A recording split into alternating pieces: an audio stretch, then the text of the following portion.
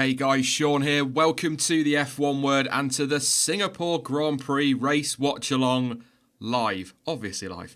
How are we all doing in chat this fine afternoon? I hope you're all very, very well. I think we're set up for a very tasty race, knock on wood. That front three, in fact, that front four, if you're Verstappen in there, looking very, very good indeed. I cannot wait for this one. Singapore looking spectacular as well, as is expected. Good afternoon to Jamal in chat. Hello, your old Piani? Oh, you've booked straight away, Sean. You're messing it up. Afternoon to Ethan. Daniel Philpott's here as well for the Grosjean fans. Afternoon to Seth, to Connor, a couple of others as well. Sace Gaming, good to see you. I think I saw a net in chat somewhere. Probably should be in bed, but she'll be up. No wonder about that. Good afternoon to Dane as well. Thanks to everyone for coming along. Just a few disclaimers to get out of the way before we get cracking. As ever, to let you know, there is no race footage in this stream for obvious copyright reasons. I've just look at my screen now. It says qualifying watch-along, so this has gone really well straight away. But yes, there is no race footage in this for obvious reasons. It is a race watch-along. I'm just going to be chatting about the Grand Prix. Live time will be provided by FP Design Pro, or Cool Timings as we prefer to call them, with the data coming from Planet F1. We'll head over to that screen a little bit later on. I'll also be talking about some of the build-up. Some of the stuff in the build-up to this race. Daniel Ricciardo getting a penalty or getting disqualified. Perez has got a gearbox penalty as well. So we'll do a bit of build-up over the next half an hour before the race gets going. 10 past 1 UK time. You'll have to convert that into your own times. What I am going to do super quickly is, first of all, hopefully I actually did bother to do this earlier this week, although knowing me, probably not. And I should have a main overlay for the race watch-along. There we go. It's just a word, but it does really, really bug me. Let's start by having a look at yesterday's qualifying now. Let's do that one. This was the result at the end of the session yesterday. Obviously, things have changed. I'll run through that in just a moment. Charles Leclerc on pole position for the third race in a row. I don't know if many saw that coming. I certainly did not expect Ferrari to be quick this weekend, but he's gone and stuck it on pole position. Lewis Hamilton in second. Sebastian Vettel probably could have done better. His second run wasn't very good. Ended up aborting that one. He's third, though, so not the end of the world. And that Ferrari should be super quick down Raffles Boulevard on the first lap. Max Verstappen, where did Red Bull's pace go? Down in fourth place. Valtteri Bottas in fifth. Alex Albon in sixth. His first racing around Singapore, of course. And a bit off his teammate, but I think we can cut him a little bit of slack. Carlos Sainz in seventh. Daniel Ricciardo did qualify eighth, but was disqualified after the session. I'll talk about that in just a moment. So he's dropped to the back of the grid. Nico Hülkenberg is ninth, will be promoted to eighth, obviously, but qualified ninth for Renault. Lando Norris 10th, Sergio Perez 11th. He takes a 5-place drop for a new gearbox. Antonio Giovinazzi in 12th. Pierre Gasly in 13th place. Kimi Raikkonen 14th. So Antonio Giovinazzi outdoing Kimi Raikkonen. So huge credit to him there. Kevin Magnussen 15th. Good lap in Q1 yesterday to get through to Q2. Bit of a surprise. Dan was a bit shocked by that one. Daniel Kvyat in 16th place, Lance Stroll 17th, Romain Grosjean 18th, then it's George Russell 19th, and Robert Kubica in 20th. So I suppose actually the biggest talking point from sort of since I spoke to you yesterday in the qualifying watch-along is that Daniel Ricciardo has been disqualified from qualifying. I'll read you it from GP today. This is what the decision was. The stewards explained that the competitor exceeded the MG UK power flow limit, which has not been disputed by Renault. They added that it is not a defence that no performance advantage was gained. So I think, don't quote me on this, I probably should have looked this up, but I think off the top of my head, the maximum flow limit is 120 megawatts, I think. Correct me in chat if I'm wrong. And he's exceeded that. But the margin is absolutely insane. Renault reckon that the margin was a microsecond, so 0.00000 something one. It's absolutely nothing. It was on his slowest lap as well in Q1, so he's been slammed with a disqualification from qualifying, which some say is a bit harsh. It might seem a bit harsh, but the truth of the matter is when it comes to stuff like technical regulations, they're black and white. If you breach them even by the finest of margins, it's got to be a disqualification or a penalty. So it's frustrating. It's frustrating for Danny Rick. He's down the back of the grid. 20th place in Singapore is never good. But again, a technical regulation. It's not like, I think Cyril Abiteboul in an interview with Sky compared it to the black and white flag in the race. You can't do that. You can't do that. It's a completely different situation. Technical regulations have got to be followed to the letter. Otherwise, these teams will take the mickey. We know what they're like. So 120 kilowatts. Yes. So yeah, thank you very much. Did I say megawatt? I'm reading two things, micros and whatevers, yeah. Annette's saying there he hit a bump. They reckon he hit a curb and it caused a spike and absolute chaos. But he's frustrated, I think it's fair to say. He was interviewed before going on the driver parade saying that he's travelled halfway around the world and his weekend's basically over already. So I think a little bit defeatist there from Danny Rick. Going to be tough to come back from 20th, but obviously if anyone can, he can. It's just whether that Renault can do it. They have got some decent pace. Race pace was all right as well. So safety cars, 100% record in Singapore. Because this is so weird. F1 is so odd with the rules, okay? Because he was disqualified from qualifying, as I understand it looking at the regulations, he can start on any tyre he wants. Okay? Whereas Kimi Raikkonen, a couple of weeks ago, even though he went to a different spec of something and he got knocked out and dropped to the pit lane, he couldn't because he wasn't. It's bizarre. As I understand it, he can pick any tyre, and I think that's what Renault are going with. So keep an eye out early on for any investigations. I could be wrong on that one. Good afternoon to Max for tuning in as well. Good to see you, mate. But yeah, so I'll double check that one, but I'm pretty sure that he can start on any tyre. So he can whack on the hard tyre if he wants to go pretty much to the end. So it's going to be interesting. Could that be the subway messing things up again? That's a good question. It happened a few years ago, didn't it? I think something... Yeah, it's weird.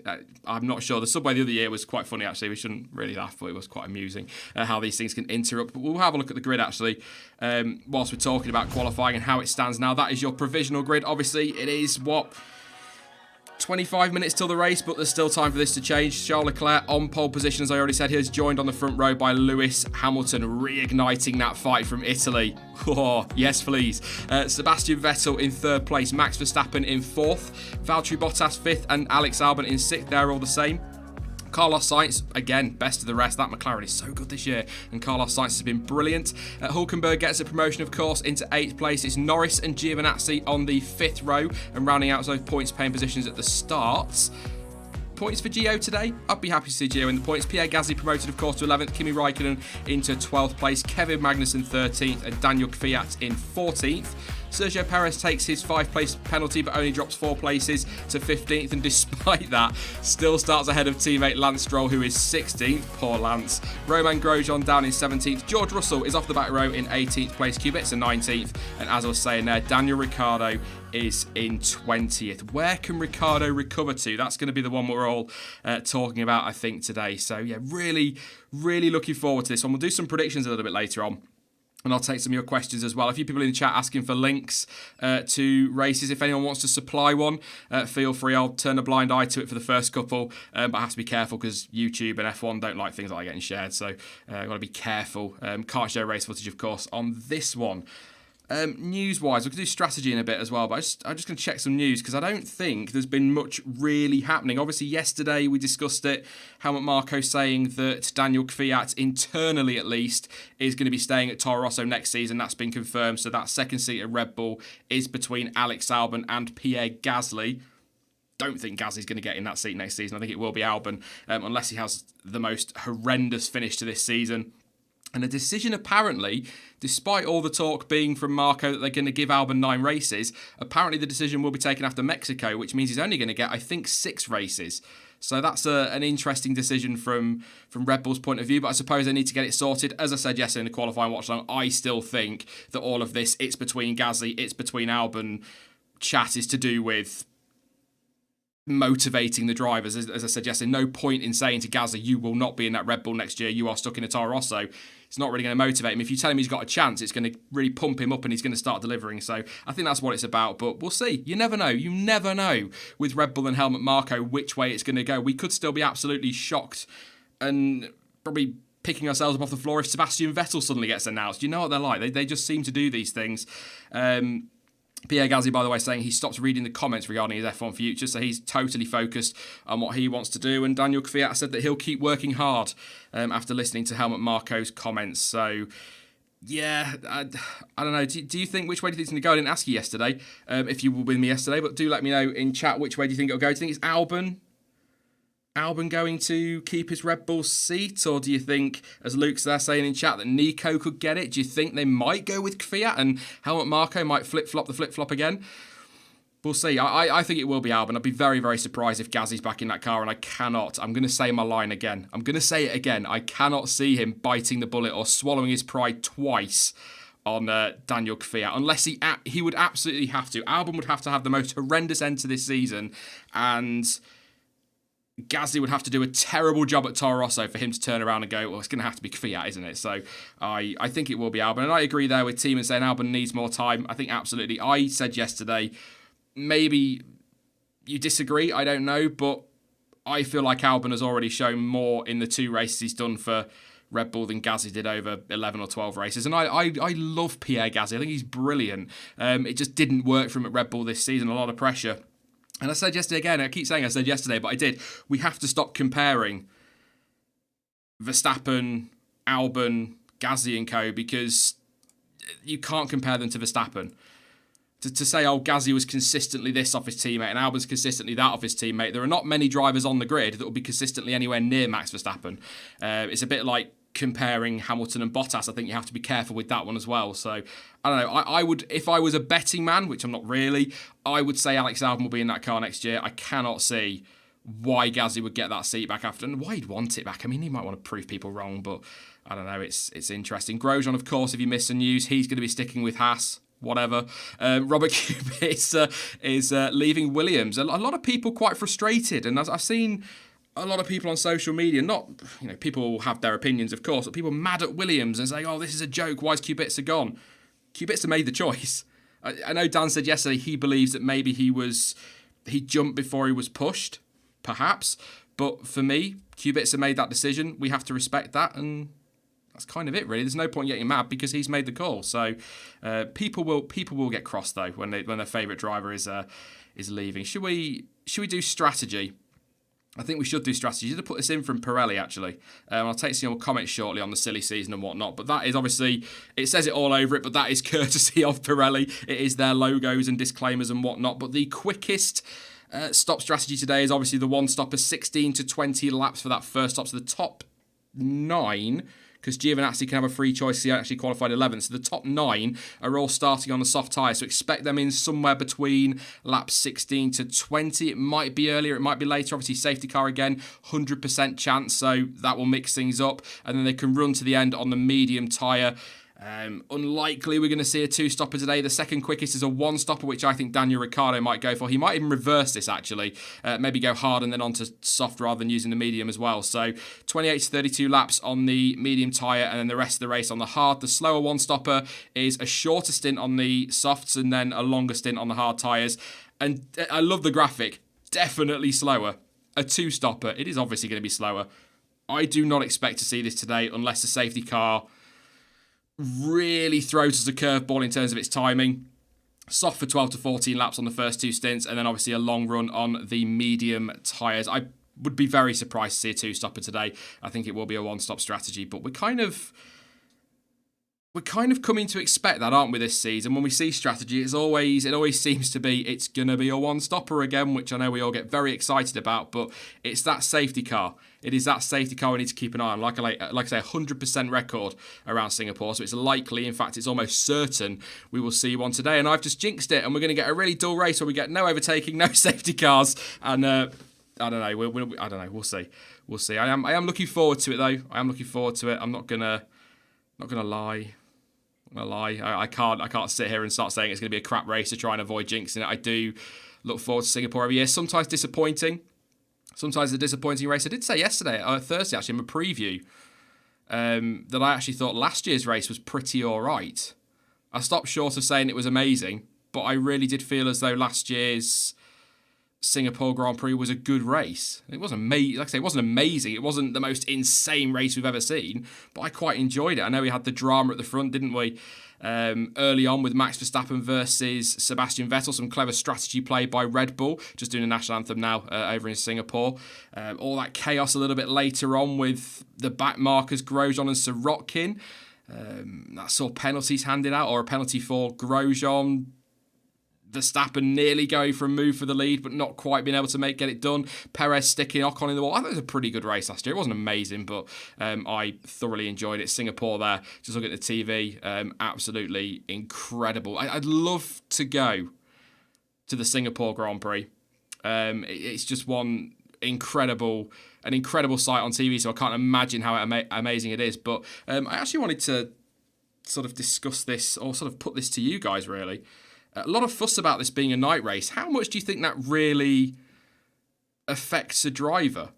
Because that track is probably better lit than any of the tracks we go to all year in the day. So I just wonder how much it's going to make, obviously they've got to be aware of the fact it's a night race because it's dark everywhere but on the track. But surely once they're in the zone, it's just another racetrack to them. And as long as they can see it, that's all they give a damn about. But yeah, I just wondered if anybody thought it might. Yeah, a couple in chat saying not much really.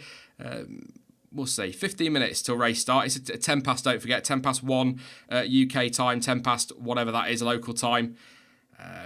David's saying not much, they'll adjust pretty quickly. My parents are there, but they left me at home, says Axel. Oh, that is harsh.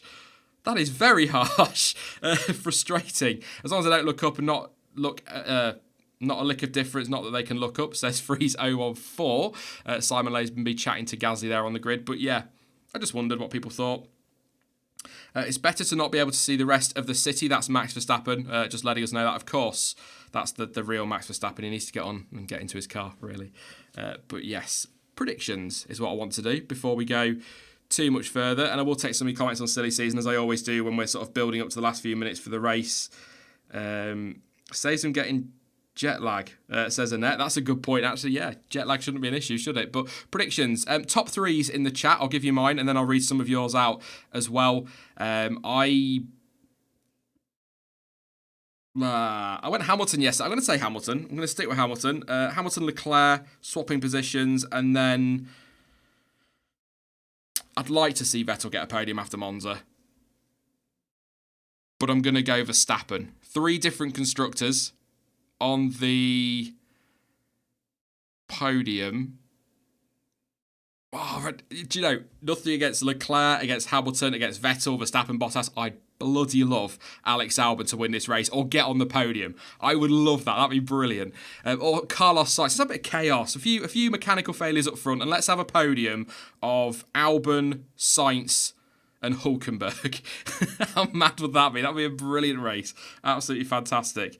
Annette in chat. Hello, Annette. How late is it where you are? Is it middle of the night again? I've got a question to ask you actually later on Discord if you're about, and I will try and remember to put that to you. But yeah, I'll go Hamilton, Leclerc, Verstappen is what I'm going to do. A little bit boring. I know it could have been a bit more exciting with that prediction. But I do expect more from Mercedes on race pace. They were pretty good on Friday. I still think Red Bull have got something as well, just not over the one lap. So we'll see. 10 p.m. That's not too bad, Annette. That's not too bad. I'll let that one go today. I'll leave you alone. Picking on you for staying up all night. I should be like, thank you for the support. Kamaldeep Singh says Leclerc win. FIFA and Fortnite says Leclerc. Bois says Hamilton, Verstappen, Leclerc. So nearly where I went with that one. John Whittaker reckons Hamilton's going to win. Anne goes with Leclerc, Max and Hamilton. Freeze014, Hamilton, Leclerc, Bottas. Timo's gone with Hamilton, Verstappen, Vettel. Alexander, Leclerc, Vettel, Hamilton. Let's go down a little bit further, see who else we've got. Williams, Leclerc, Lewis, Max. So it's a bit different to mine there. Leclerc, Hamilton, Verstappen says Genius Lad 32. Steve's Hamilton, Verstappen, Leclerc. It's a lot of you going with Leclerc or Hamilton here. Anybody think we might get a surprise? Maybe a Verstappen win? Would that be a surprise? I suppose it would from 4th on the grid. But, 3rd on the grid. Vettel's won from there. I think he won there a couple of years ago from 3rd on the grid, or a few years ago now.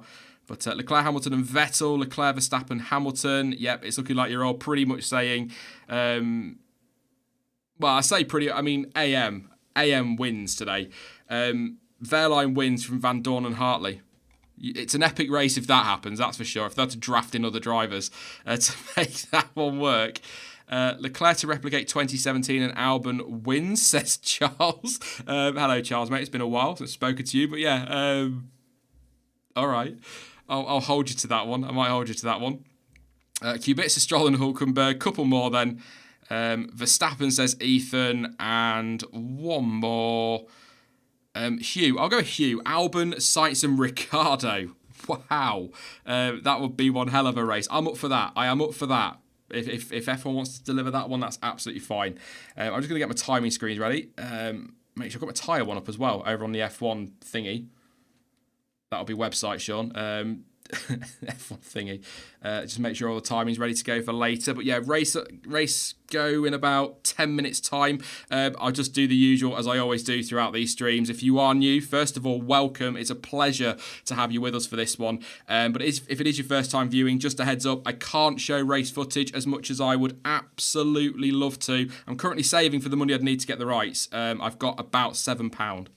So it's all going very well. We're nearly there. But yeah, I can't show the footage, unfortunately. So it is going to be, I think somebody said earlier, it was CS Gaming, so think of it like a radio commentary type thing, but it's not even really that. I'm just going to chat to you guys while watching the race. I think what's become a bit of a catchphrase on this is that I watch, you watch, we watch along together. That's kind of, it's so corny. I love it. But yeah, that's basically what this is. Nothing too formal, but we're just going to have a bit of fun and watch the race. I'll keep you updated, of course. We will have the live timing from FP Design Pro, or Cool Timing as they are known on their website, but also the data comes from Planet F1. So you'll be able to see what's going on in the race in terms of timings, but I won't be able to show you anything, unfortunately. So apologies for that, but not really a lot I can do. I know there are some that are willing to risk it. I'm not willing to throw away 2 years worth of work in this channel because I want to show the race. I'd love to, but I can't. So yes. Also, don't forget to subscribe if you are new. Again, it's a pleasure to have you with us. So lots to come over the next week. Obviously, the debrief will be out tomorrow. And then, of course, there'll be the preview later next week for Russia because we're back-to-back races again. There'll be a qualifying watch-along, race watch-along, and race reaction for Russia. There will not be a race reaction this afternoon. Don't hate me. I just can't do it. I can't do it this afternoon, unfortunately. So no race reaction. I will stay live a little bit longer after this just to give a few thoughts on what we've just seen. But yeah, no race reaction. But the debrief will be out tomorrow. As usual, we'll be live for all the usual stuff next weekend as well. So do drop a like on the video as well. Massively appreciated. And the final boring bits, you can follow me on social media. All the links are in the description. If you would like to support the stream, you can do so via the super chat function here on YouTube. And of course, I'll read your comment out if you do that, or try to remember to read your comment out if you do that. But if you prefer not to give the 30% to Google, you can, of course, donate via PayPal. There is all the information down there. And make sure if you do donate via PayPal that you leave a little message as well that I can read out, or at least your name, so I can give you a shout out. So no pressure, of course. Nobody has to donate anything.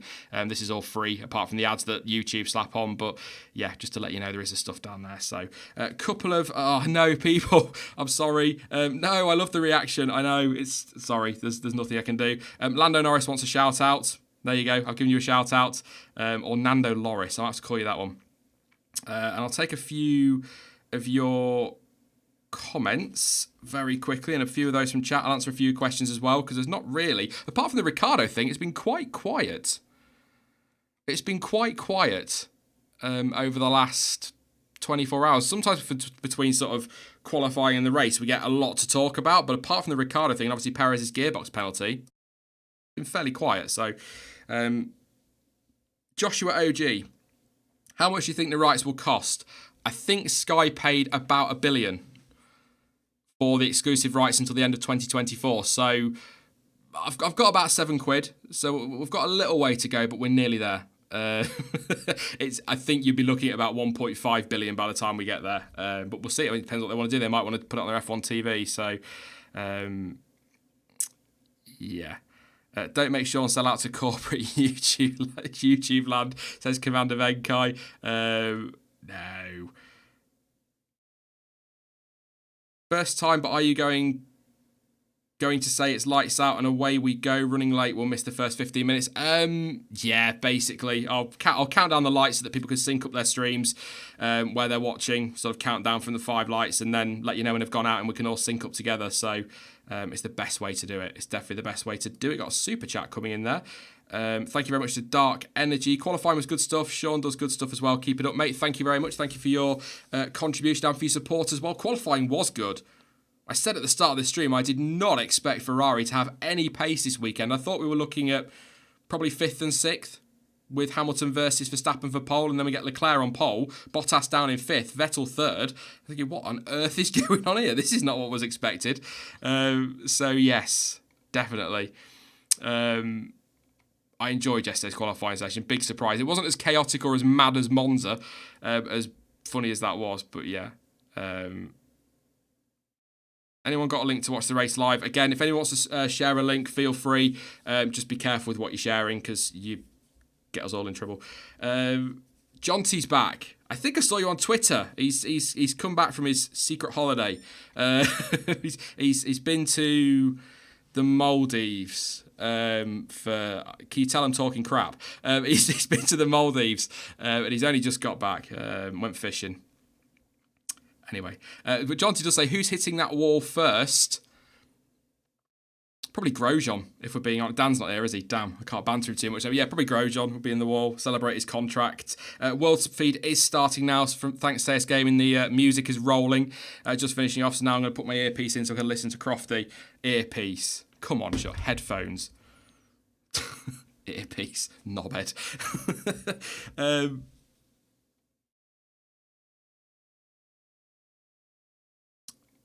Just listen to Crofty talk about Leclerc there. Brought to you by Rich Energy, definitely better than Red Bull from Commander Benkai. Rich Energy, I think they've been drinking this week. They put something up about Saudi investment, which seemed like a really terrible, bitchy thing, like a really peed off ex. Do you know what I mean? And then this morning they're like, oh my God, that is so the best livery on track. And you're like, which is it? You're either mad at them or you're not. Make your mind up. Jonty says he's been to the Maldives. The fridge is now clean, however. So there you go. Ricardo for points and keep up the good work. Thank you very much to Daniel Martinez. Thank you for your contribution as well. Ricardo for points. I'm not going to say no. If it was Russia, probably. He'd have a great chance. But I think Singapore, he's going to need a safety car. He needs a decent strategy as well from the team. And I think it will still need a fair bit of overtaking. It's going to be tough, but it's a race of attrition. This will go the full 2 hours. 61 laps, 23 corners, 5 point something kilometre lap. It's a long one. It is a long one. So yeah, we'll see. Sorry, I got distracted there. They're just saying Massa's move on Senna a few years ago. That one just coming over the Anderson Bridge into, I think it's 13, where he's sideways and locks up and all over the place and trying not to hit Senna. He ends up making the overtake. So that was good stuff. But let's, I'll take some comments over on the other screen in just a moment as well. A few people saying that they have Ultra HD on Sky. It looks stunning in Ultra HD. Lord Entity 106 wants a shout out. Of course you can. No worries at all. I can't do everybody, of course, but I try to give odd ones a shout out when I can. But the grid, we'll do it again for those that are just tuning in case they missed the news yesterday. We've got a few changes, but Leclerc, Hamilton, Vettel and Verstappen are your front two rows. Bottas is 5th, Albon in 6th place, Sainz is 7th, Hulkenberg in 8th, Norris 9th and Giovinazzi in 10th place. I think Gio gets a free choice of tyre as well from the start. Pierre Gasly in 11th, Kimi Raikkonen in 12th, Kevin Magnussen 13th. It is 14th for Daniel Kvyat. Sergio Perez, of course, took the 5th place grid penalty for the new gearbox after his crash in FP3, I think it was, joining him on the not on the 8th row at all, but Lance Stroll is his 16th place. And then on row 9, it's Grosjean and George Russell. And then it is Robert Kubica and Daniel Ricciardo at the back of the grid. 20th place for Danny Rick after he was disqualified from qualifying for exceeding the maximum flow horse on the MG UK. I can't remember what it was. Something like that. Yeah, wonderful stuff. So Daniel Ricciardo started in the back, so keep an eye out for him. But I am going to go and quickly grab a drink and leave you guys with a few track stats and then the intro as we head over to the live timing screen.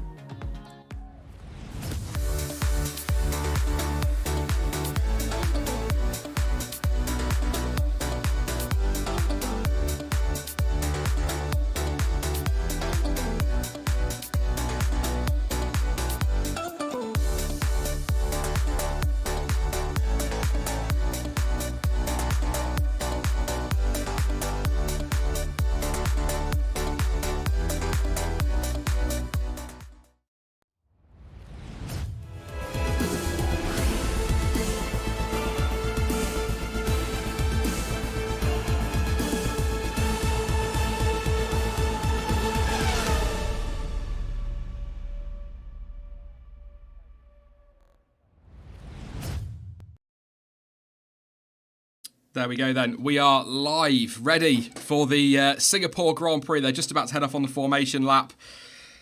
Oh, here we go then. Are we ready for this one? Live timing provided by Cool Timing. As usual, and the data, of course, from Planet F1. So the graphics, I absolutely love these. The retired or pit thing, just ignore that at the moment. It takes about a lap for it to get up to date and up to speed. So we're on the formation lap at the minute, and then by the end of the first lap, that should start to give us the live timing. All dependent, I have to put this in there, all dependent on the live data from Planet F1. If that goes down, this goes down. So hopefully all should be okay. I'm going to knock on wood. It was okay yesterday, so yes, that will all update very, very soon. Dry race is a question in chat, as far as I know. I've not seen any forecast that has predicted any rain, except for in the UK, where it is pretty miserable in Lincoln. That's not too bad. A bit dreary in Lincoln right now is probably the way to go.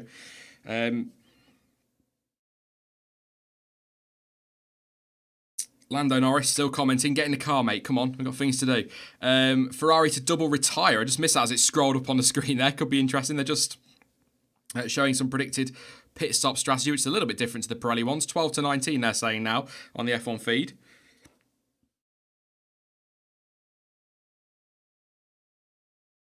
Do you think it will be frosty between Leclerc and Vettel if they battled on track? Asks Joshua OG. I think they get on quite well. I just think this car works better for Leclerc than it does for Vettel. Again, I said this last Sunday. I don't often say these words, but I agree with Juan Pablo Montoya. I think it's not so much Vettel's ability. I think he is just struggling with the car. But then, as some of you said last week, exactly this. The best should be able to adapt to any car. So we'll see. I don't know. But yes, those asking when it's starting, they are on the formation lap. This live timing will start updating by the end of the first lap. It just takes a little bit of time, what with the Planet F1 stuff. British PKMN 1991. It was nice and sunny at Cadwell yesterday, Sean. I've not been to Cadwell for ages. Since I last went to Cadwell. I literally grew up. Well, if you're from Lincolnshire, you'll know exactly what you should know. I mean, I actually grew up in Louth. Sorry about that. And it's pretty much just up the road from there. And we used to be able to sit in the garden. You could hear the bikes going round. So, yeah, it was pretty cool. Pretty cool.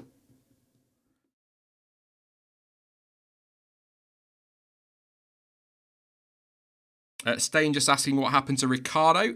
He got disqualified from qualifying for exceeding the MG UK flow limit by a microsecond. It's tiny margins in F1. It's one of the reasons we love it, really. But they're coming onto the start-finish straight, or onto the grid hatchings, if you like, now, ready for the start of the Singapore Grand Prix. Charles Leclerc lining up on pole. Lewis Hamilton just alongside him. Vettel slots in behind his teammate. Verstappen there in 4th. Bottas will be in 5th and Albon in 6th place. Then Sainz, Hulkenberg, Norris, Giovinazzi, Gasly, Raikkonen and Magnussen. Kvyat, Perez, Stroll, Ruggero, Russell, Kubica and Ricciardo. Hamilton just stretching his hands ready for this one. This could get tasty turn 1. Don't forget, Hamilton has said now that we know where the limit is, he's got no problem pushing it. So I think it could get a bit rude in turn 1. Let's see how Red Bull get off the line as well. That could be interesting, but I'll count you down with the lights. Here we go. 1 light, 2, 3, 4, and 5 lights. It's lights out and away we go in Singapore. Good start from Leclerc. Hamilton not really brilliantly away, but covering off Sebastian Vettel into turn 1. Good start for Verstappen, still 4th. It's not gone all wrong. We've got a side-by-side McLaren and a Red Bull. It's Albon and Sainz, but Albon just stays ahead. And Sebastian Vettel is twitching out the exit of turn 2. But Sebastian Vettel is all over the back of Lewis Hamilton. This is what I was saying earlier. Raffles Boulevard. Vettel versus Hamilton. What can they do? Loads of cars side-by-side at the back. We need to be watching, though. I love watching midfield. There goes Vettel to the outside of Lewis Hamilton at turn 7, but it's not going to happen. He's going to try and cut back. Vettel is absolutely all over Lewis Hamilton, and Charles Leclerc is disappearing already. Great stuff between Vettel and Hamilton, but Hamilton does just hang on to second place, and Max Verstappen is still in the mix. He's not a million miles away. Oh, good start. Good start. Some side-by-side stuff. I think Kevin Magnussen's had an absolutely stunning start. 10th place. 3 places, I think, for him off the line. It is indeed. So really good start for him. I could see him side by side with somebody.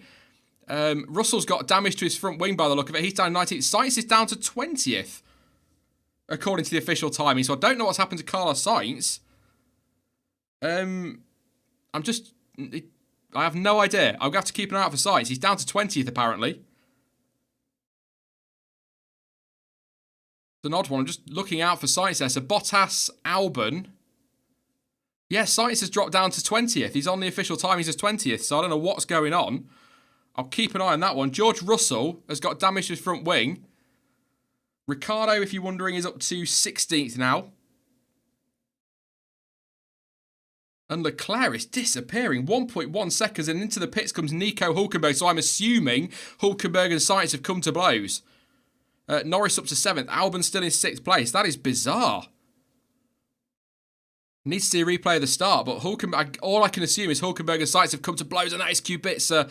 And I think Grosjean going toe-to-toe. Kubica up in 16th. Benefiting from some chaos, but yeah, why not? So I'm going to wait for a replay of the start so I can tell you what's going on. Vettel now starting, he's still sort of there in striking distance of Hamilton, but not quite close enough. 9/10 behind. In comes Russell as well for that front wing change. Good stop from Hülkenberg's end. So I'm just, Sainz and Hülkenberg had punctures according to the McLaren app. That would explain a lot. Yeah, good. Thank you for that. But Sainz really slow. He's in the pit. So Russell getting a new front wing now. So we're going to get a replay. So we're on board with Daniel Ricciardo.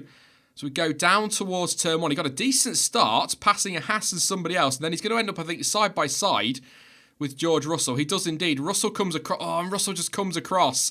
And they make a little bit of contact. It was almost wheel to wheel, but obviously not quite wheel to wheel because it damages his front wing. So Sainz is in. And I think Sainz has got, is it terminal damage? They're looking at that rear. They're not looking happy, McLaren. That's so frustrating. Sainz, and a few of you in chat look a bit frustrated with Sainz's situation as well, because starting nicely up the field, best of the rest this season, been fantastic. Both the McLaren boys have, but especially Sainz. And it's all kind of falling apart for him now, but he is still in the pit, so I'll keep an eye on him. See if he exits. He is now going to be a lap down on the leaders. Lewis Hamilton's starting to pick the pace up a little bit.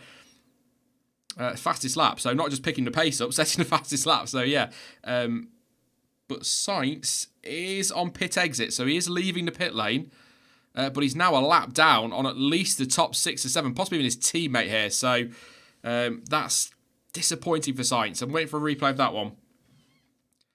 Hamilton just dropping back in this as Leclerc goes purple in the first sector. So yeah, it was all quite exciting there between Hamilton and Vettel early on, but Vettel couldn't quite get it done. I think Hamilton knew he had to go defensive down Raffles Boulevard with that superior straight line speed of the Ferrari. But Leclerc is picking the pace up. I'm just watching the time sort of fluctuate, and you can almost see where the Ferrari is quicker. Through that first sector, he was 1.6 seconds clear of Hamilton. He's just lost half a second as we come through the middle. So it just shows you where that Ferrari is so strong. I mean, we know, don't we, from obviously Monza, just how quick it is in a straight line, and of course Spa. But Leclerc looking relatively in control at the moment, a second up the road.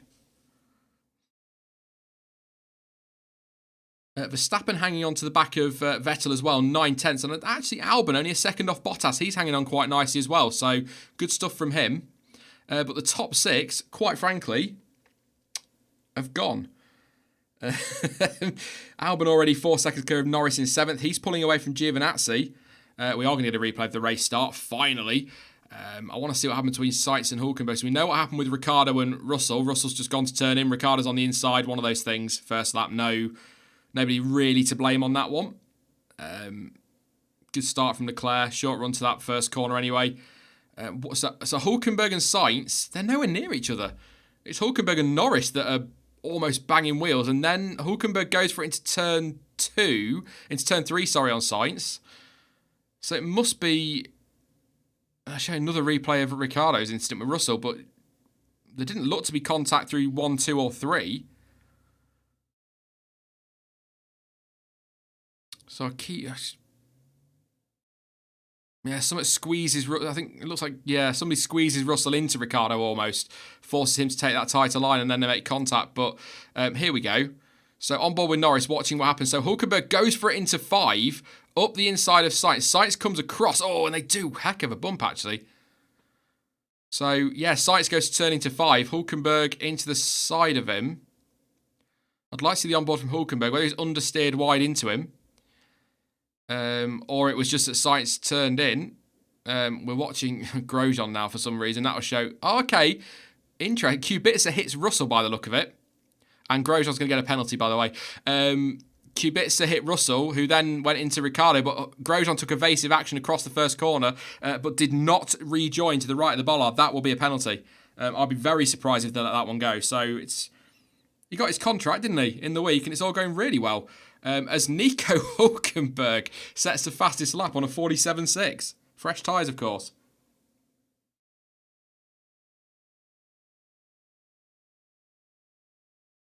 Perez 15th. Lance Stroll again making a great start off the line. He's up into 13th place. Doggy's still waiting for that safety car. Carla also waiting for the safety car. The field's spreading out quite well here at the moment. And I think... yeah, so we've got Hamilton within DRS, as you can see on the live timing, in DRS of Leclerc. Vettel in DRS of Hamilton. No, he isn't, sorry. Verstappen in DRS of Vettel. Sainz saying on team radio something not normal, obviously with his car, so...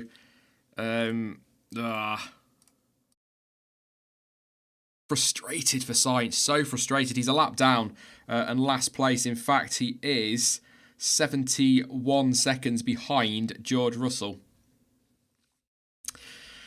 Yeah, if you're McLaren, do you leave him out for a bit and just see if we get a safety car, or do you just call it quits there and bring him in? It's only lap 5 and anything can happen in this race. It's a long one, like I was saying earlier, so I think I'd leave him out a bit. See what happens. But we're getting into that little phase now that we see on street circuits where everything slows down a bit and we look after fuel and we look after tyres and... yay. You know the stuff. I'm talking about.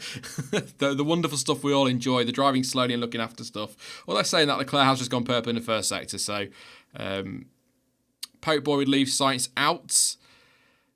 Good shout, I think that's right. Just wait and see what happens with the safety car, you never know. Thank you to Louise Wilson for subscribing. Don't forget, if you are new, to smash that subscribe button.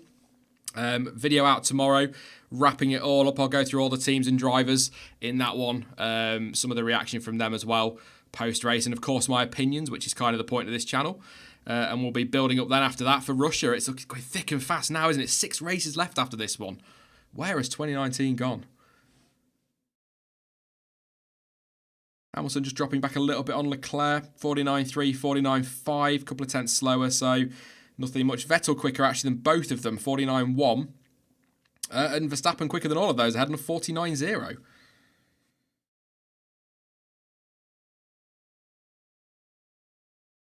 Just listening now to Christian Horner chatting to Sky. Just talking about the start there. Actually, I was a bit concerned because Verstappen wasn't sure about his starts, was he? And we've seen a few shockers this year from Red Bull.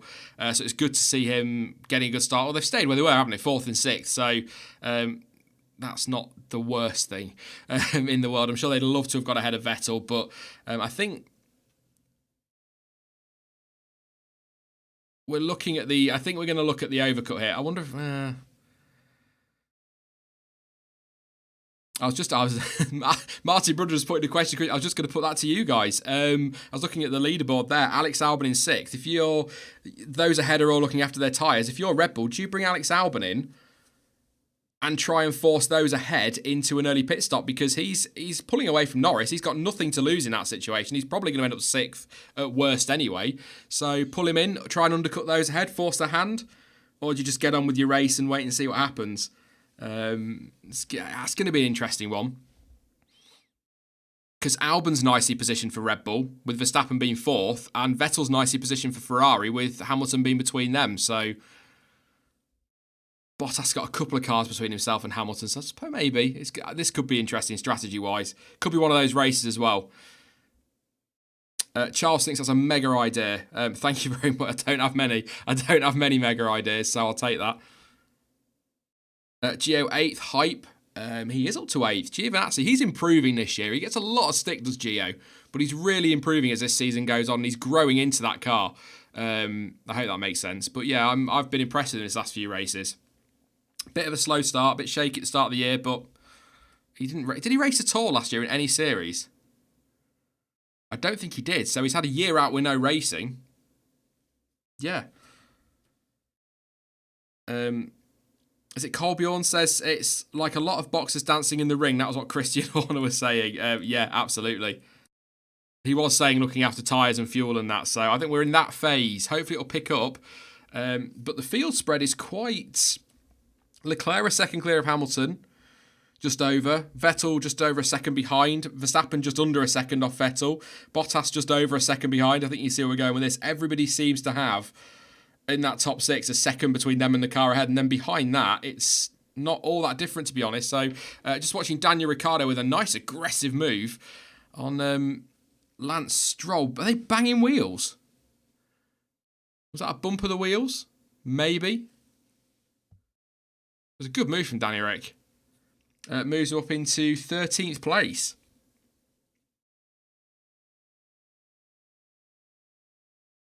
No further action between taken on the Hulkenberg sites one. They're calling that a racing incident. Yeah, I think that's a fair call. I think that's fair.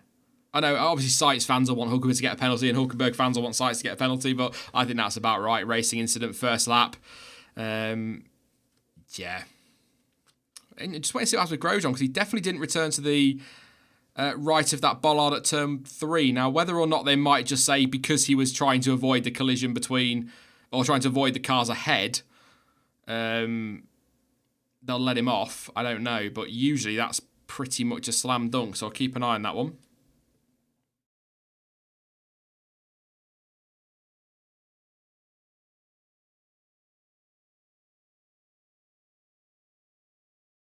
Hulkenberg still has the fastest lap. Of course, the lap record here, the race lap record, is held by Kevin Magnussen. All right. From last year in the race. So Hulkenberg going for that one today. Obviously, he would need to... I know, long way to go. And I'm pretty sure the top 6 are going to beat that. But at the moment, if he wants to get that point, he would need to finish in the top 10. And from 18th place, that's a tough ask. But I wish the director would...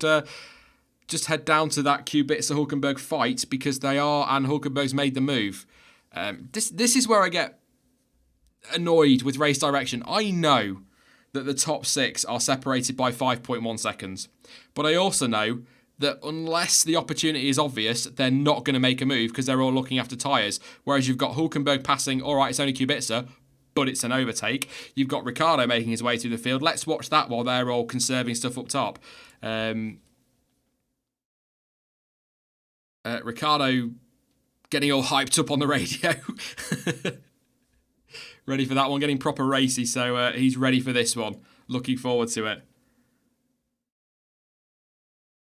See what Danny Rick can do.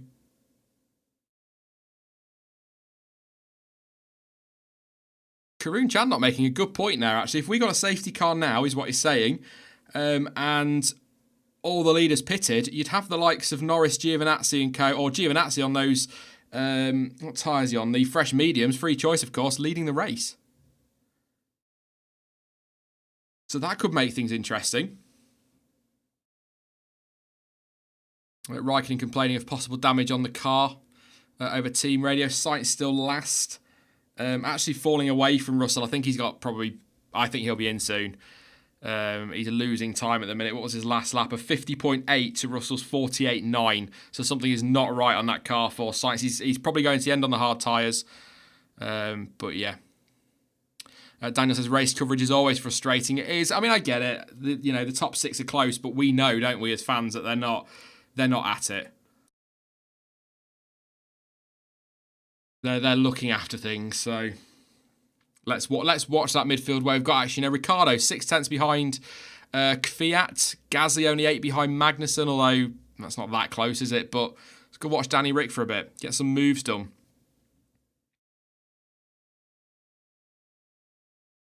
Hello to Andrea in chat. Thanks for popping along.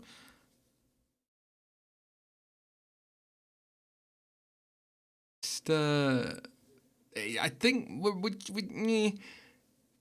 it's moments like this when I do race watch-alongs where I sit here going, I kind of need to say something, but what can I say? We're on lap 9 of 61. I'll run through the order. I'll tell you what I'll do. I'll run through the order while we're all looking after our tyres and whatnot. Charles Leclerc still leading, 1.1 seconds clear of Lewis Hamilton. Sebastian Vettel in third place, a second back. Bottas all over Verstappen now, though, so I think things are starting to pick up. In fact, Verstappen all over the back of Vettel in fourth. Hamilton saying, I can't really go much slower. Wow. Verstappen in fourth place. Bottas fifth. They are scrapping now. Albon sixth. Norris seventh. Antonio Giovinazzi eighth. Kevin Magnussen ninth. And Pierre Gasly in 10th place. Kimi Raikkonen in 11th, just behind Gasly. Then it's 12th for Kvyat. Ricciardo still about half a second off Kvyat in 13th. Stroll is 14th. Perez 15th. 16th for Grosjean. 17th for Hulkenberg. 18th for Kubica, 19th for Russell, and 20th for Sainz, who's not circulating at a particularly quick speed. So I think he will be calling it a day soon. But I think we are just starting to pick up now. We're getting towards the pit stop window, sort of lap 12 to something. I think lap 12 to 18, I think was the thing. I can't remember now. But they'll be coming in soon. Ricciardo now all over Kvyat. He's got a good exit. Is that going to be DRS as well? Into turn... No. Oh, and he's sideways, so nearly into the side of him. He's going to not over the Anderson Bridge. He's not. He's thinking about it, but he's not going to do that. We're into turn 13. Now, there is DRS, of course. Stroll nearly into the back of Ricciardo. But we do get DRS between 13 and 14 this year. And here goes Ricciardo now on Daniel Kvyat. Down the inside in turn 14. Kvyat tries to squeeze him. Doesn't get it done. Now, is Stroll going to get through as well? Kvyat's lost 2 places because Stroll is passed as well. Good move from Danny Rick and really opportunistic from Lance Stroll. Good stuff. Kvyat came across. He left the car's width, probably a little bit more, and Ricciardo just squeezed straight through. Just absolutely squeezed through. That caught Kvyat out. Kvyat seems quite slow, actually. I don't know if it's just because Perez now on the back of him.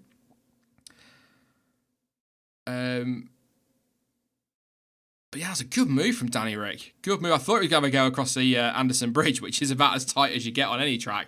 But on board with him now, this will be nice. So yeah, Kvyat just he leaves way more than a car's width, and you can't do that because Danny Rick will be straight through. Good move. And then obviously, as he's kind of getting over the fact that Daniel Ricciardo's past him, Lance Stroll tucks back in quite nicely and then takes a position as well. So nice and opportunistic from Lance Stroll there. Good stuff. Good stuff. Leclerc picking the pace at 1.6 seconds clear now of Lewis Hamilton, but Verstappen only 7 tenths behind Vettel, and Bottas only 7 tenths behind Verstappen, and Albon only 7 tenths behind Bottas. Bottas being told to cool his left front caliper. Just some concern there on heating. This is going to be interesting. This is close. We've got 7 tenths between Verstappen, Bottas, Albon each, obviously. Norris, do you know? I know they're cruising around at the front, but Norris within 3 seconds of the top 6. Anything happens up there, he's looking good. Axel says, what are Sainz's options? I'll throw that to chat as well. Open it up to chat. If I were Carlos Sainz right now, he's just done a 152.4. George Russell's done as we watch Perez trying to get past Kvyat. Let's just watch this quickly. They're going to be side by side. It's going to be good move from Perez. Sorry, good move.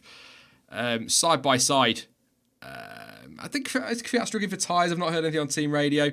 But Perez has moved his way up to 14th. But if I was Sainz, 52.4 the last lap. George Russell a 59.2. Robert Kubica a 50.2. They're the 2 cars ahead of him. I'd probably call it a day.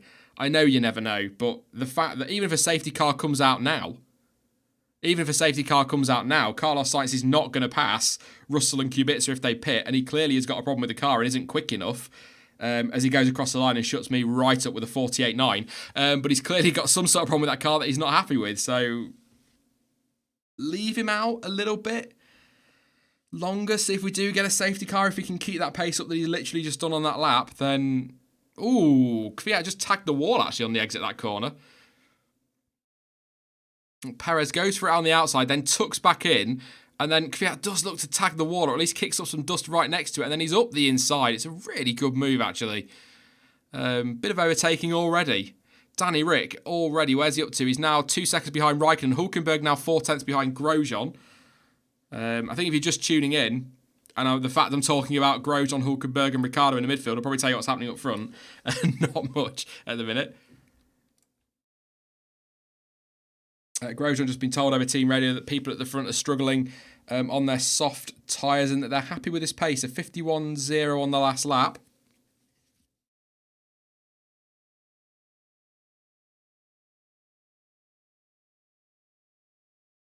To be honest, I've not actually kept an eye on the live timing. I've not seen it update. I've not had anything from FB. I'll keep an eye out. It could be that Planet F1's down, but it doesn't update straight away. That's the other thing. It doesn't update straight away. It usually takes a little bit longer. They don't get live data, so I'll try and keep you updated as best I can, but they tend to get it fixed pretty quickly if it's gone down, so... Russell unlapped himself, question. I don't think Russell was lapped. He's soon going to be lapped. He's 59.1 off, so we'll see. I don't think he got lapped. Sainz was lapped. He is lapped, definitely. And Daniel Kvyat's in the pit, so maybe he was struggling on tyres.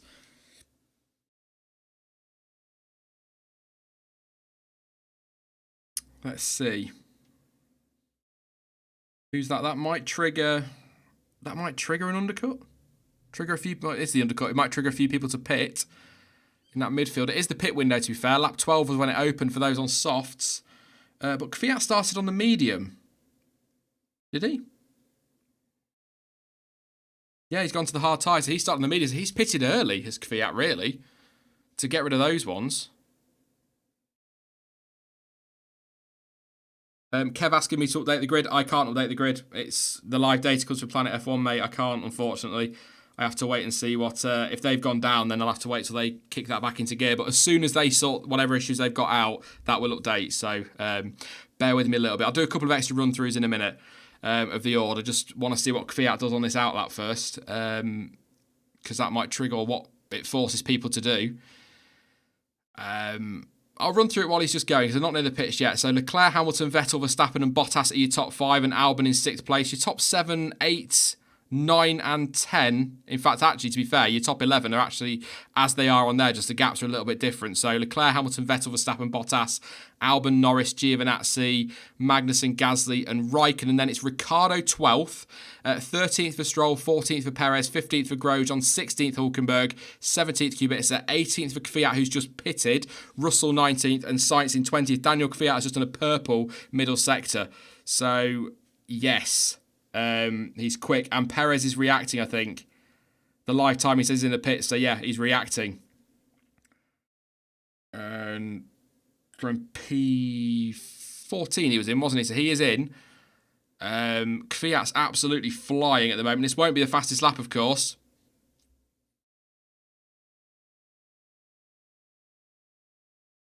I'm just going to watch... because Kvyat wasn't that far behind and he's on a very good lap. Like I say, a purple in the final sector. I think Kvyat is going to be close to getting him here. Kvyat might be taking that place back. I'm just watching the timing, and for some reason they're not going to show it on the TV, even though it's going to be the only action we've got at the moment.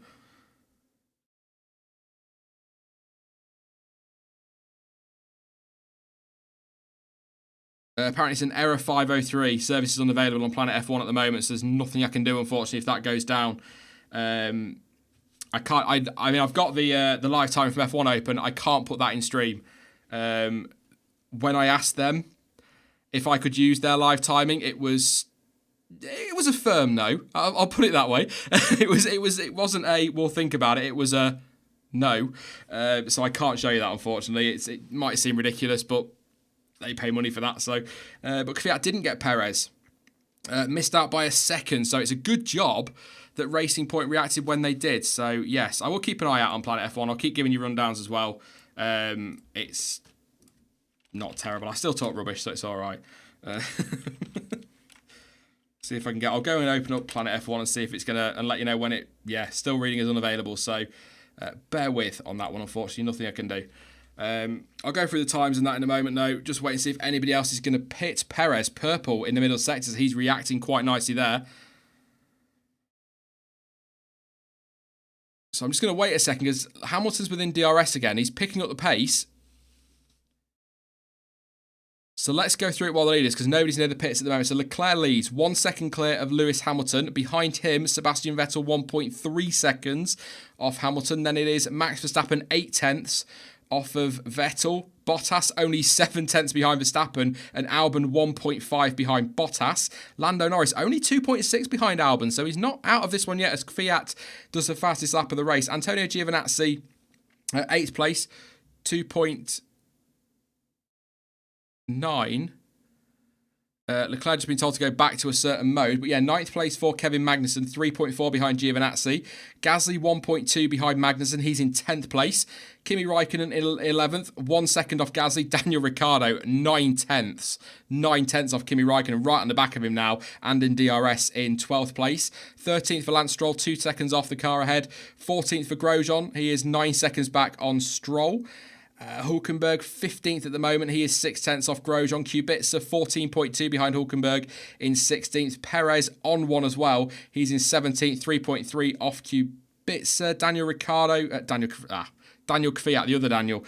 He's just set the fastest lap of the race. As I said there, 1.8 seconds behind Perez. A really good lap, actually. 1:47.4 from Kvyat. I know the leaders aren't really on it, but that's a good lap as Perez goes and sets the fastest middle sector. George Russell in 19th, 9.5 behind Daniel Kvyat. And then Carlos Sainz is a lap down in 20th place, 87 seconds behind George Russell. And I think the live timing is just updated. I think. I saw something flash in the corner of my eye there. I will double check that. Lap 14, yeah. Looks like it's starting to update now, so we're getting there. But Kimi Raikkonen is in the pits. If you are just tuning in, Carlos Sainz had an incident with Nico Hulkenberg, big bang of the wheels through turn 5, and that gave them puncture, and that was kind of it for him. Sainz not happy with the car. His pace has picked up, to be fair, but he's still 87 seconds behind Russell, so even, and Russell's pitted as well, of course, for that front wing, so even if Russell and that were to pit ahead of him, Sainz is still nowhere near him.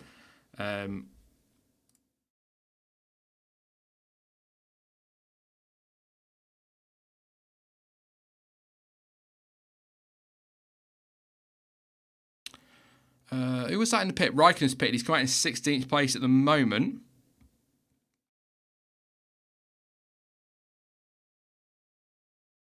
I'm just checking that things have updated. Just bear with me a second, just making sure we're okay. Don't advertise other people's live streams, please. Not the race lives, but other people's watch-alongs. Yeah. My live timing comes from Planet F1. I can't update anything if that timing goes down. So, yeah.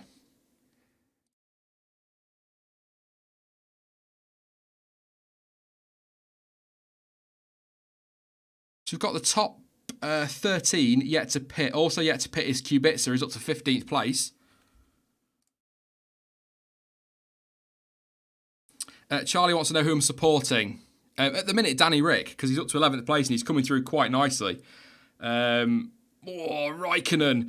having a real go at Kubica up the inside. Is that going to be contact? No, it isn't. Kimi Raikkonen knows better than to make contact. But he's not going to go for it down there, is he? He's all over the back of Kubica. Under the grandstand they go. I love that bit through 18 and 19.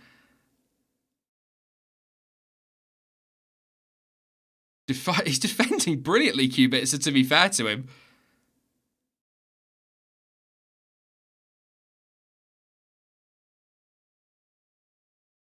I'm just watching that. So Raikkonen's got DRS down to turn 1 on Kubica. I'm really enjoying this. Really enjoying this. How is Max doing, says Attila? He's in 4th place, a second off Sebastian Vettel at the moment in 3rd. So the front runner's definitely just looking after things. Pace slowly picking up. Leclerc does a personal best. There goes Raikkonen up the inside of Kubica into turn 5. That one's done. But that was good defending from Kubica. So I don't mean that to come across as condescending. I really don't. But as we know, that Williams is pretty poor. So it's good to see him being able to have a really good scrap with those around him. Perez having a little look into 7. I'm not going to get that one done. Kvyat all over the back of Perez as well. So they're reigniting their battle.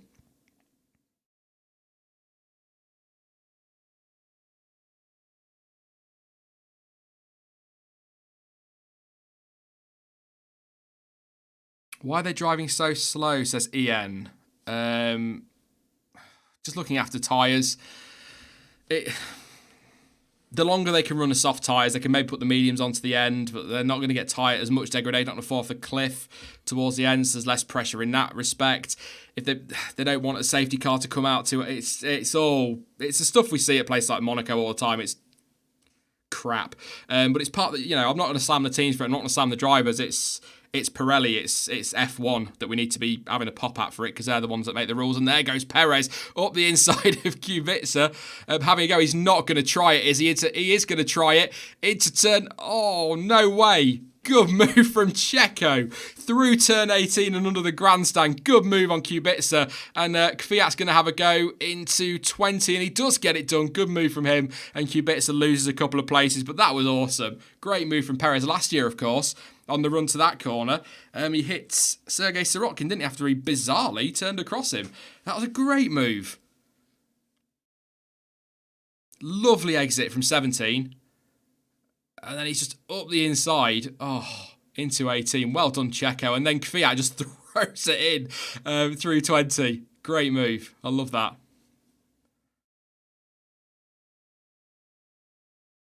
Yeah, it was a Williams. Yes, Sorokin was in Williams last year, wasn't he, in that same spot? And here goes Nico Hülkenberg now on Romain Grosjean. Oh, the irony. Let's see how this works out. Grosjean 13th, Hülkenberg 14th. Looks like the live timing is updating now. Perez and Kvyat should jump ahead in just a moment, so that's good. That's all sorted. Hülkenberg all over Grosjean now. Not a great exit. He'll get the DRS now, so that will help him out a little bit, but yeah, he's not getting close enough, is he? Sainz lapping better, by the way. I'm just keeping an eye on him for Sainz fans who were frustrated earlier. 48.5, so he's quicker than those ahead at the moment, so he's picking up a little bit, but he is still 85 seconds behind Russell, so frustrating. It was looking so good for Carlos as well after quali. Magnussen pits. He's had a really good first stint. I think he was running 9th place, wasn't he? So Magnussen now in the pits. So Hülkenberg went for it up the inside of Grosjean. Oh, so close to contact. That's a good replay. I love that. Oh, so nearly. So nearly. And Grosjean just kept the position ahead of him. So Hülkenberg was pretty much there, but a bit of slipping and sliding. But Magnussen in.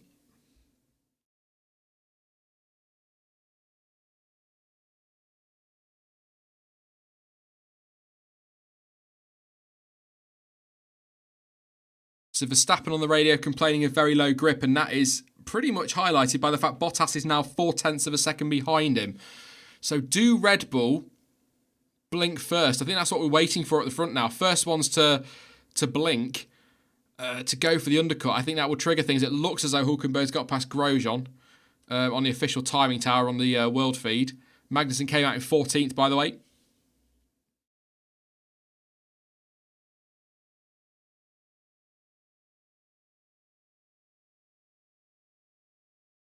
We're on lap 19.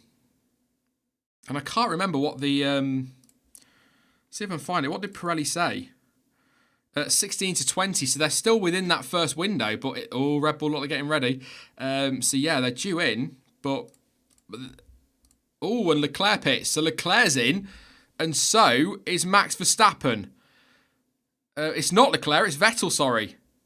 It's not Leclerc, it's Vettel. Crofty catching me out, you swine. But it is, it's Sebastian Vettel coming in to trigger the undercut. Verstappen in as well. Slow stop for Ferrari. I might be wrong. Slow stop. 3 seconds to change 4 tyres, and that's a slow stop. Verstappen 2.3, so they've gone for the undercut. Here we go, people. Here we go. That's what I've been waiting for. Magnussen, purple in the middle sector. We are about to see mighty laps from Vettel, and Verstappen doesn't need Hülkenberg ahead of him.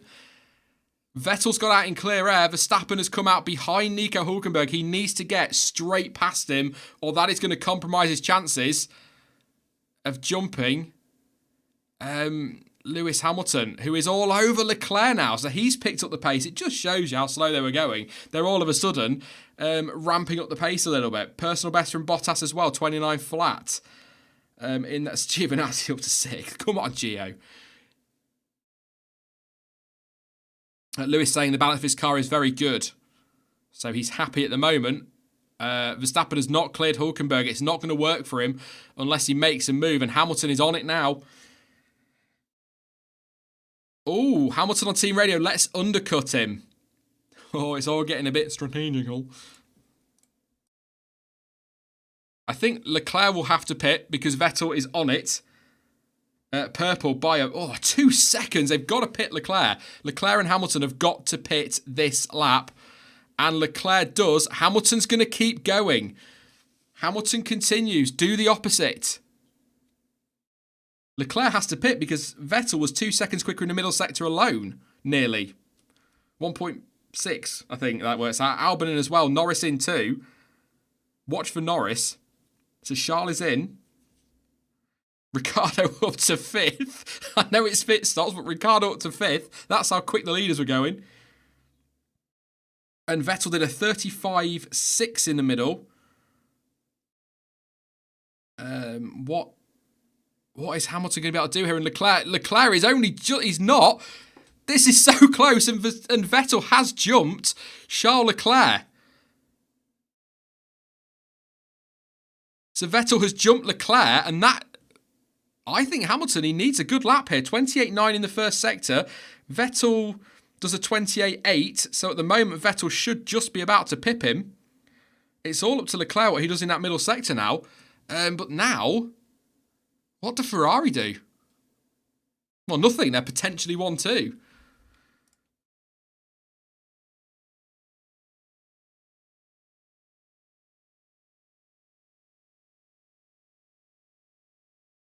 We're just going to watch now.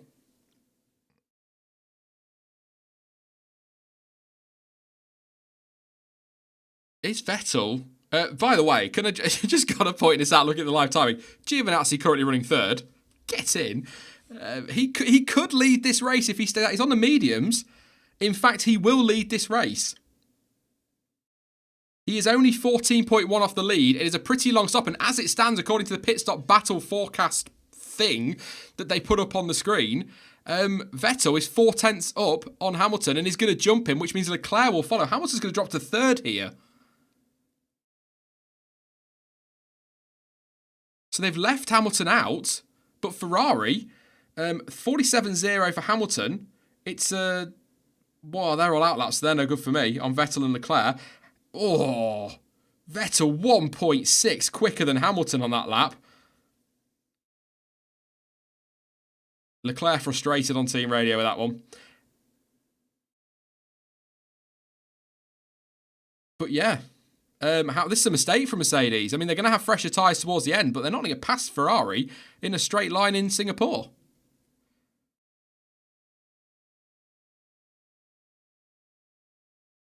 I mean, Vettel loves this track, doesn't he? And Leclerc, half a second in the first sector quicker than Lewis Hamilton. I think this is a mistake. But as I say, Antonio Giovinazzi, 15.8 off the lead. Bottas and Hamilton will be in soon. Gio is the net leader because, or not the net leader, but he will lead this race because he started on the mediums. But if you want a net leader, Sebastian Vettel is your net leader. And Charles Leclerc will stay ahead of Hamilton. So it is going to be a Ferrari 1-2. On track. It's not over. It's not over on lap 22 of 61. I'm not calling the result. But on track it will be net Ferrari 1-2. Korean channel just pointing out that the point there that the only thing that can save Mercedes is a safety car. 27 is the average time lost in the pit stops. Leclerc will be ahead of Hamilton. 26.26, yeah, 26 seconds clear. And Bottas pits, which puts Gio second. Forget Mercedes. Just forget Ferrari. Forget Red Bull. Giovinazzi, I know he still has to pit, but I'm going to love every bloody second of this if he manages to get that lead. So Giovinazzi goes second. Gasly up to third. Ricciardo fourth from 20th. Stroll fifth. It's... Them driving slowly is frustrating as hell, but it does mean that when they pit, we do get some surprise leaders. The Winkelhock effect is what I'm going to call it, even though it's nothing to do with Winkelhock because he played a blinder.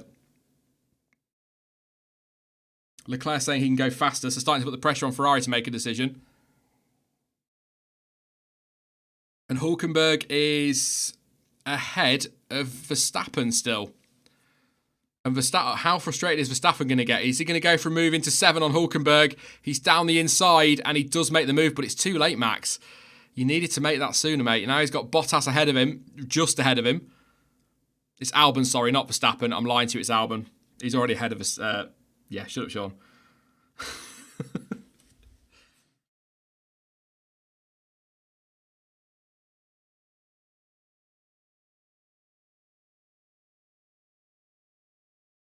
Just listen to Crofty here, doing what he does.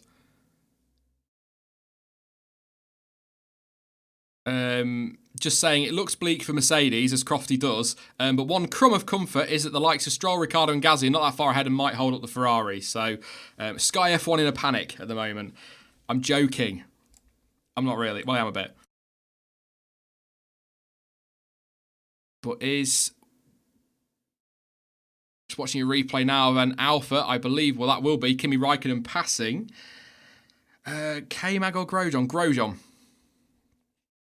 What's Hamilton going to do? So he's got track position, 17 seconds clear of Giovinazzi, 1.5 seconds clear of Gasly, Ricciardo 8 tenths back, and then Stroll 1.8 behind that.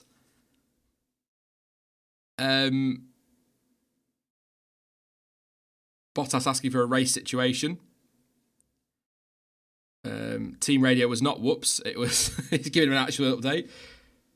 Good luck from Gio. Personal best 48.7. Leclerc currently quicker than Vettel by 3 tenths. He thinks he can go quicker as well. Ferrari might have a call to make here. The second time in 3 races, of course. I can only assume Mercedes are hanging on now until those tyres are completely finished and hoping for a safety car. Because a safety car, what's the gap? So they got 23 and 24 over the 2 Ferraris. So that would be, he'd be in the safety car window. So if he were to pit,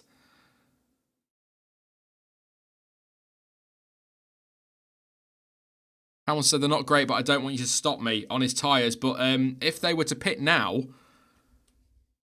I think Hamilton would maintain the lead. But now, you've got Vettel and Leclerc coming up behind Stroll, Ricciardo and Gasly. And of course, Giovinazzi. So Hamilton isn't wanting to pit at the moment. From a purely selfish point of view, I want Hamilton to pit ASAP because I want Giovinazzi to lead a lap of a Grand Prix. That's literally all I want. Nothing against your top 6 drivers. I just want Gio to lead a race. Or actually, how sweet would it be if Gasly led the race as well? That'd be pretty sweet, wouldn't it? So, yes, please. So they are relying on the traffic. Bono just telling Hamilton to keep it up because Vettel and co are coming up to traffic. So they are relying on that traffic to help Lewis Hamilton out. 27 seconds-ish for a pit stop in total, including your in and your out. Gap 22 and 23, so it's quite comfortable for Ferrari at the minute. Let's have I'll go through the order as they start to approach this traffic now for those that are listening rather than watching.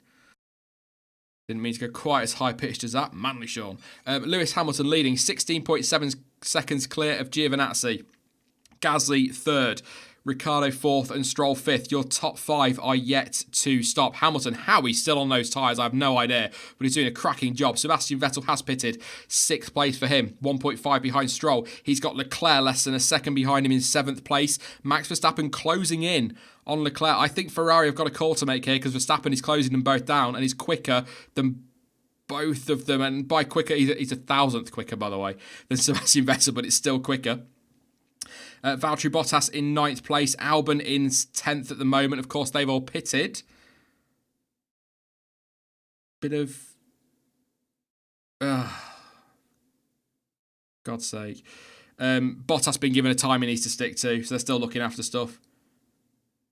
Trying to work as a team is what he's saying over team radio. Hulkenberg 11th, Lando Norris 12th, Kevin Magnussen in 13th, Kimi Raikkonen 14th, Perez 50th for all his antics, 16th for Kvyat, 17th for Russell, 18th Grosjean, 19th Kubica, and 20th Carlos Sainz, who had that contact, of course, on lap 1 with Nico Hulkenberg. So yeah, Bottas, it looks like Mercedes are playing the team game, just telling Bottas they need to work together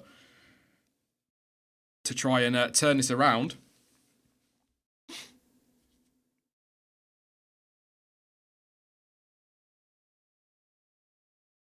Just oh, and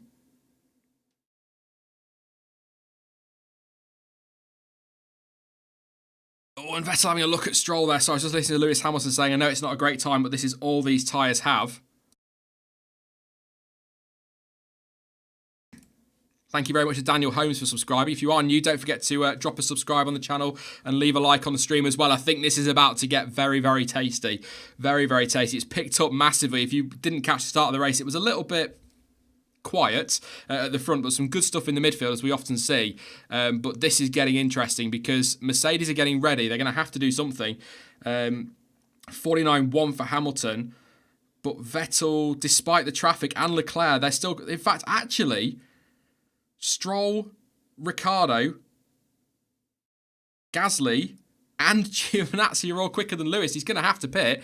And it was the 80s the last time we saw an Alfa leading the Grand Prix, according to Crofty. So brace yourself, Giovinazzi fans. Brace yourself, Italian F1 fans, because Lewis Hamilton is in the pit lane, which means, and we're just going to have to take a moment here, Antonio Giovinazzi is about to lead the Singapore Grand Prix. Yes, I know he's yet to stop, but who cares? Antonio Giovinazzi leads the Singapore Grand Prix ahead of Pierre Gasly and Daniel Ricciardo. I am chuffed to bits with that. Brilliant stuff. And where is... Oh, and Hamilton's behind Verstappen. Oh. And Bottas is not going to be far off either, trying to hold up Albon. But Hamilton has ended up falling behind Vettel and Verstappen.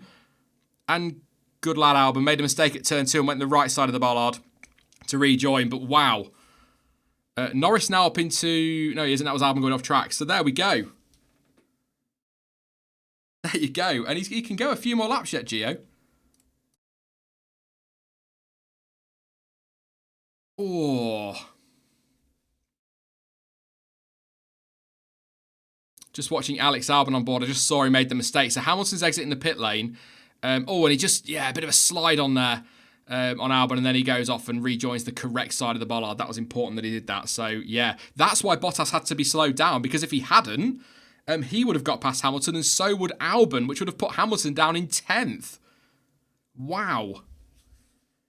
Well... So if you want to be boring and talk net positions, Vettel leads from Leclerc, Verstappen, Hamilton, Bottas, Albon. But if you want to just live a little and enjoy this moment, Giovinazzi leads from Gasly, Ricciardo, and then Vettel with Stroll in 5th place. Good stuff. I'm happy with that.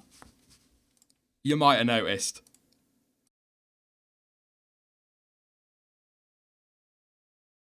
Hamilton on team radio. This won't be good.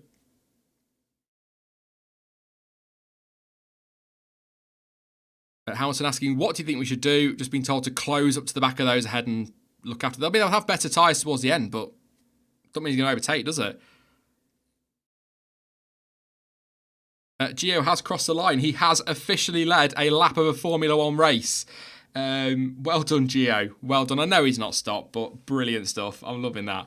It's official now. So Stroll and Leclerc battling, but I tell you what, Leclerc might want to get this move done quickly, because Max Verstappen is right on his backside here. So let's see. So Leclerc needs to make this move on Stroll. Is he going to have a go into 7? He's got the run. He's going to have to go to the outside. Stroll going nice and defensive. Not a battle he needs to have, of course. Oh, twitch on the exit, but he's going to fight. Not often he gets to scrap a Ferrari. This is really helping Vettel out. It's also helping Verstappen out, and it will be helping Mercedes out as well. What did the leaders change to? Vettel went to hards, as did Leclerc. They all went to hard tyres. Everybody's doing that. Although I will say, sort of moving away from the fact they're at the front, because they won't be finishing at the front. Or, I don't know, I assume Giovinazzi and Gasly won't be finishing at the front. But my guess for certainly Gasly he'll go to the soft tyre. So he's going to be racy at the end. Giovinazzi, if he can run far enough, could probably go to soft as well, given how far Hamilton took them. But it's all down to how far those mediums will go. But I think Gasly will go soft tyres, so he could be on for some pretty solid points if he can get some moves done. Leclerc can't get past Stroll, and Verstappen is all over the back of the Ferrari. Have a quick drink. That was a good few laps.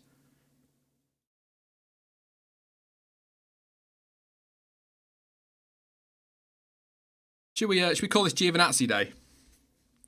Should we just remember the 22nd of September 2019 will always be Antonio Giovinazzi Day? Yeah, well, we still talk about the 2007 European Grand Prix, and that's like Winkelhock Day, so why not? That sounds painful, but yeah. I think we will. We're doing it. So Leclerc still not past Lance Stroll. He's going to have a go down. Hamilton's 6 laps away from the back of Verstappen, according to that, on current pace. Here goes Vettel now on Ricciardo. Former teammates, of course. Danny Rick knows better that he's got to run his own race on those medium tyres, but Vettel is up into 3rd place.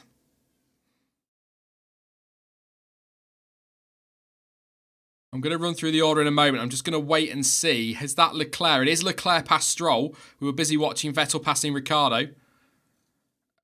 So I am going to run through the order. Just wait and see if Max has a go. No, he won't. The Mercedes are now closing in. But your running order, as I'm just going to watch Leclerc's move. On Raffles Boulevard, past Lance Stroll, up the inside, nicely into turn 7, position taken. So now he can chase on after his teammate, but I think his teammate has got ahead of Ricciardo now, hasn't he? So he's got to clear him. But your order, on lap 28 of 61, or now lap 29, Antonio Giovinazzi leads from Pierre Gasly and Sebastian Vettel. Daniel Ricciardo is in 4th place with Charles Leclerc in 5th, just passing Lance Stroll there. It's 6th. For Stroll, of course. 7th for Max Verstappen. 8th for Lewis Hamilton. 9th for Valtteri Bottas. 10th for Alex Albon. 13th is Nico Hülkenberg. Lando Norris just behind him. 9/10 behind him, actually, in 12th place. Kevin Magnussen, 13th. Raikkonen, 14th. 15th for Perez. Vettel just been told to look after the race. 16th for Kvyat. 17th for Russell. 18th for Grosjean. 19th Kubica. And poor Carlos Sainz is still down in 20th. Awesome stuff. The battle really at the minute, Gasly is all over Giovinazzi and Vettel is all over Gasly. So the battle is for the actual lead. It's not really, it's the net, really Vettel's net leader, but it's great. Oh, and there goes Vettel at the inside of Gasly, side by side, bumping wheels, I think. And Vettel knocking Pierre Gasly off track. Now, I'm sure there was contact there. Absolutely certain there was contact, unless it was just Gasly thinking, hey up mate, I need to get out of the way here. And Verstappen is through as well. Oh, he did bang wheels with Gasly.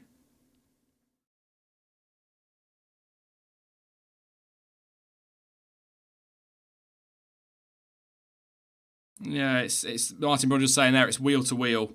So nothing. And that's just Max Verstappen getting past the racing point.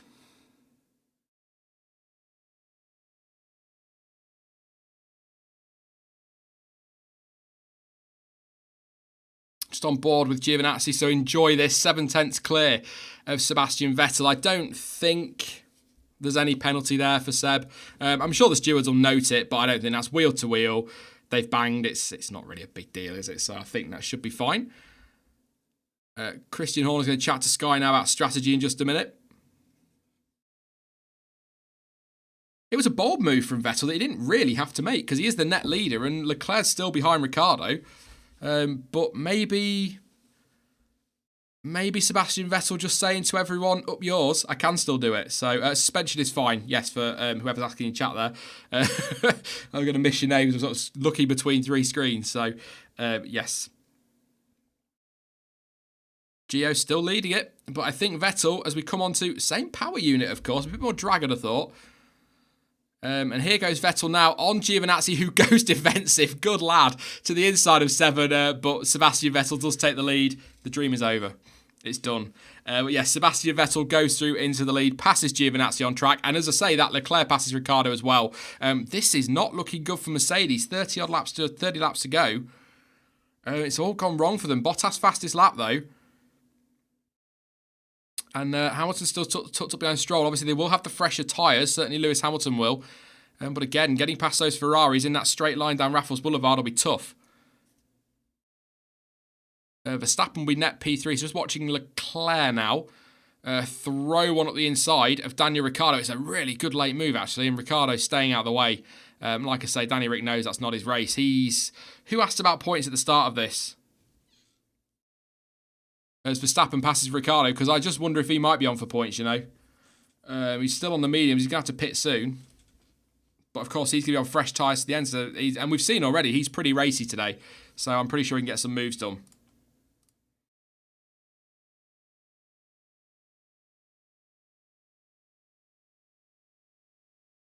Just reading some of your comments.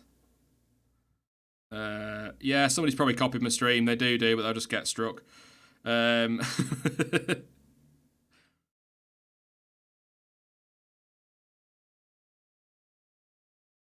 Feel free to send me a link over on Twitter or somewhere, and I'll go and shut that stream down. But yeah.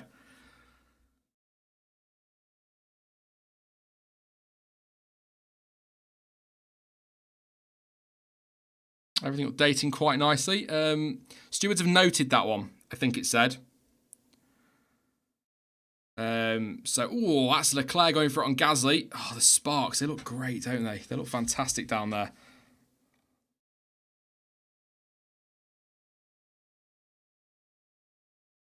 I'm just going to have to refresh everything, make sure everything's running okay. Live timing seems okay now.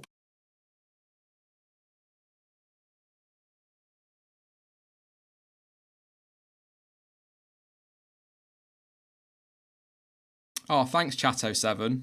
Oh, it's nice of you to tune in. But you can get lost. You're blocked. Really appreciate that.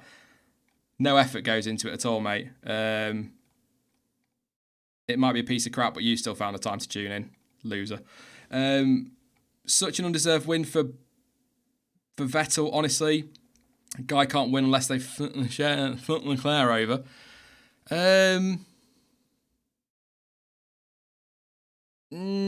No, I think Vettel was quick though, wasn't he? They made the strategy. It's Ferrari's mistake. I think you're right on that. It's Ferrari's mistake.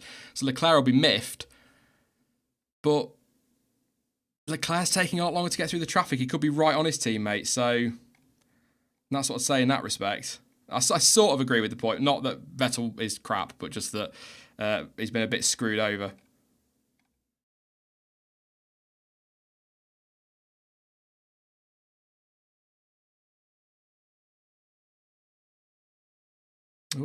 Martin Brundle just speculated. I was listening to Martin Brundle because why not? He was just speculating that maybe the team might be on the radio. Leclerc might be on the radio saying, "Hey, look, you know, you let him go. He got through on strategy. Let me back through." But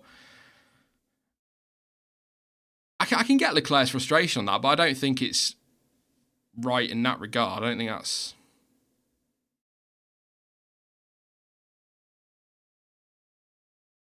The strategy's worked for Vettel at the end of the day, hasn't it? But we'll see. I don't know if they'll make a call for the lead.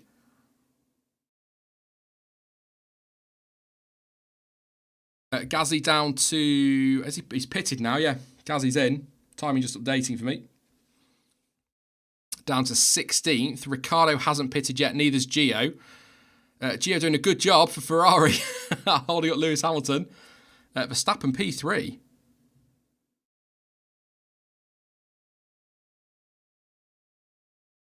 Giovinazzi saying, I think we need to box, just moving over to defend on Hamilton, who's going to go for it up the inside. Gio will just give him enough space.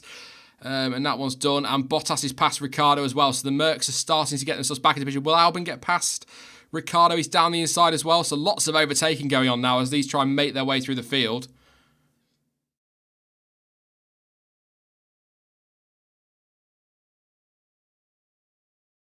So the Mercs now, so Bottas gets past Giovinazzi. The Mercs will be fourth and fifth, sorry. And they're not, they're not that far off. Hamilton 12.7 seems big, but he's fresher tyres. Bottas 15.2, a bit more, but Could be interesting.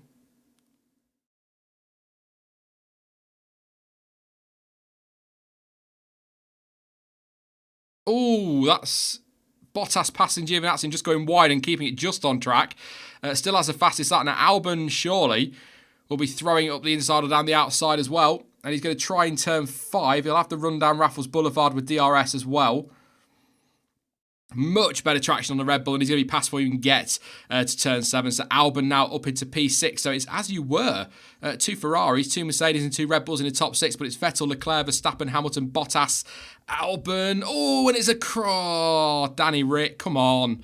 Contact with Gio. Quite big contact as well. I think Giovinazzi is okay.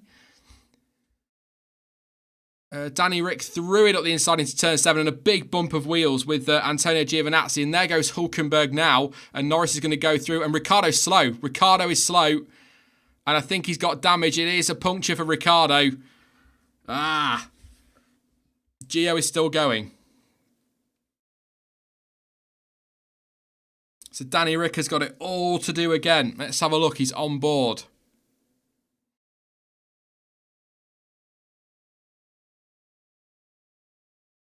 Yeah.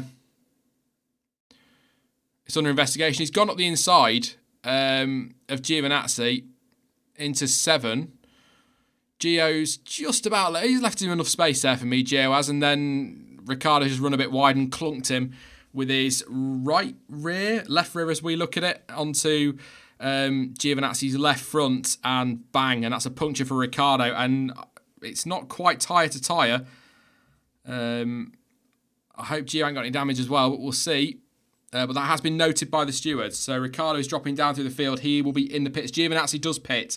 Time to get rid of those tyres, I think, more than anything. But probably check for damage as well.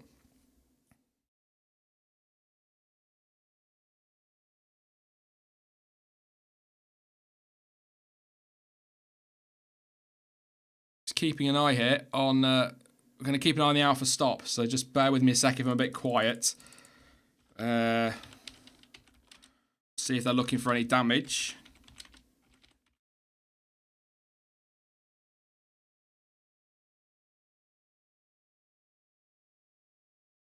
Ricciardo in as well. So Giovinazzi's exiting the pits, so no damage there for him, so that's good.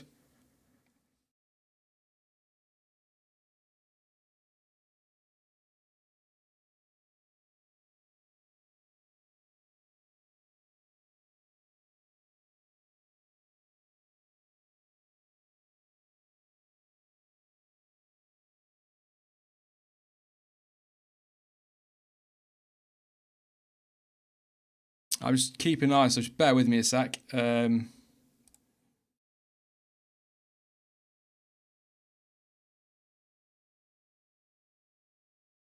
a look at the times. Gio, 19 behind Gasly. That's not too bad. He's got to have to climb. He's lost time with Ricciardo's, so we've got yellow flags out there. Double wave yellow. What's happened? Oh, it's a Williams in the wall. That will be a safety car. Certainly a safety car. At least a VSC. We've got a Williams. It's George Russell in the wall. Oh, dear. And he's gone up the inside of Grosjean. Oh, come on, lads. So Russell's gone down the outside. It's gone down the inside. Grosjean has stayed on that outside line. Russell's kind of come to take his position. Grosjean and him have touched, and Russell slammed it into the wall. Sloppy, very sloppy.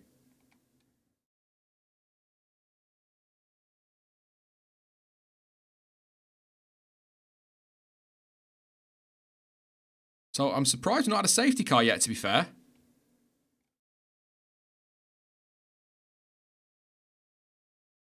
I wonder if Martin Brundle's making a good point now. Does somebody anticipate a safety car? That must be at least a VSC. That has to be at least a VSC.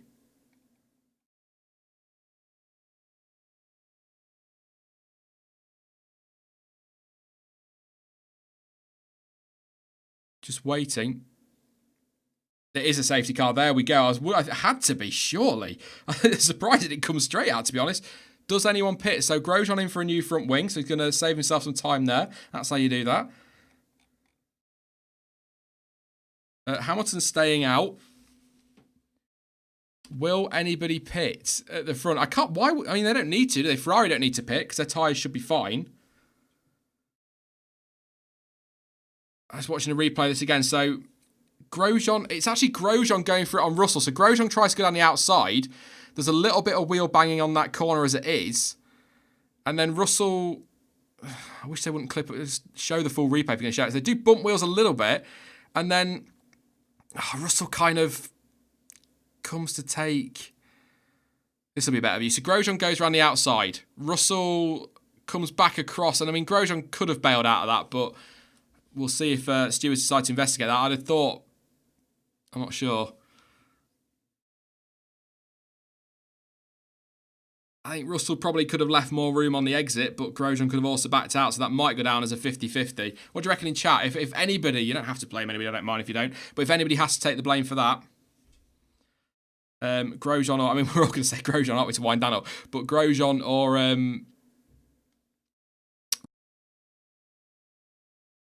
got a Nico Hulkenberg in the pits for a fresh set of medium tyres. That'll run nicely to the end.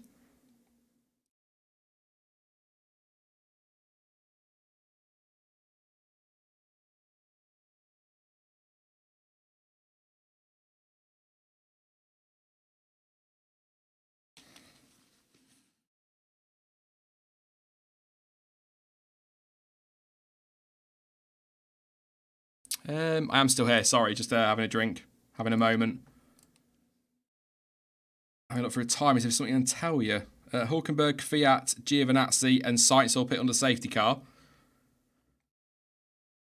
None of the top 6 have. Hamilton being told that I assume Albon was just inside their safety car window, so that's not happened. Magnussen P8, by the way, he's snuck under the radar again. He's looking good for some points. Raikkonen 9th, Perez 10th. I will do a run through the order. Actually, I'll run a safety car. I may as well. I'll try and work it out. But Vettel does lead at 1.9 clear of Charles Leclerc in second. Max Verstappen third, 1.9 further back. Obviously, I'm not going to do the gaps because we're on a safety car, so it's kind of pointless doing that. They're all going to be nose to tail in a moment. Lewis Hamilton in 4th place. Valtteri Bottas in 5th. This has worked out. Albon 6th. This has worked out really well for Charles Leclerc, who's now on the back of his teammate, but it's also worked out for Lewis Hamilton and Valtteri Bottas. We'll see. Welcome Gold, a new member. I still haven't sorted that out. People keep signing up to membership of the channel, and I've not sorted out emojis and all of that reward stuff. I will do. I will get to it, I promise. But thank you very much for signing up. Massively appreciated, and thanks for your support. Alex Albon in 6th, Lando Norris 7th, Kevin Magnussen 8th, Kimi Raikkonen 9th, and Sergio Perez is 10th. Lance Stroll 11th, Pierre Gasly 12th, Nico Hulkenberg in 13th, Fiat in 14th, Giovinazzi down in 15th, having led for a while, 16th Daniel Ricciardo, 17th for Kubica, 18th for Grosjean, 19th for Sainz, and George Russell is out of the race after that contact with Romain Grosjean. So yes. Ignore the DRS message on the live timing, by the way. Obviously, under safety car, DRS is not enabled. That's just an automated system. Is this to Leclerc? Leclerc saying over team radio, I'll be honest with you, I don't understand the undercut, but we'll discuss it after the race. So he's not happy. Callum says, who you think's winning it? I'm not writing off Leclerc because he's frustrated. He might go for it. I think Vettel's looking good. Vettel is looking good. And, you know, from what happened in Monza and the rough year he's had, and I mean full year, as in since Italy last year, I think absolutely it'll be awesome to see him get a win. Just to give the finger to everybody, really.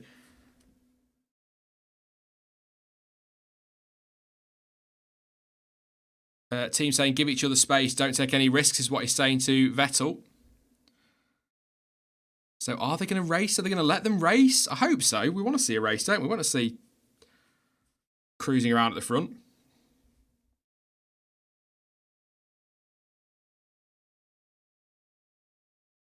Just waiting to see how long this safety car could go on a while, Martin Brundle was saying there, just to clear it. Yeah, and at Finn Cubed, over on Twitter, you can follow me, links in the description, says, first Williams retirement of the season. Of course. Oh, what a shame. It's kind of ruined that. That's all they had. That's all they had. So that's that for poor old Williams. Who's a lap down? Only Sainz is a lap down at the minute, which just again shows you the pace the leaders are running at. So they might let him unlap himself. They might, but they might also think, well, there's not really a lot of point. 4 wins in Singapore for Vettel, 2011, 2012, 2013, and of course 2015. 4 as well for Hamilton. So this is for the record, I guess, in Singapore. But it's all gone a little bit quiet, really. So whilst we are under the safety car, I'm going to disappear to top my drink up, and I'll be back in about a minute and a half, 2 minutes. So it's going to go a bit quiet, which, to be honest, is probably a blessing.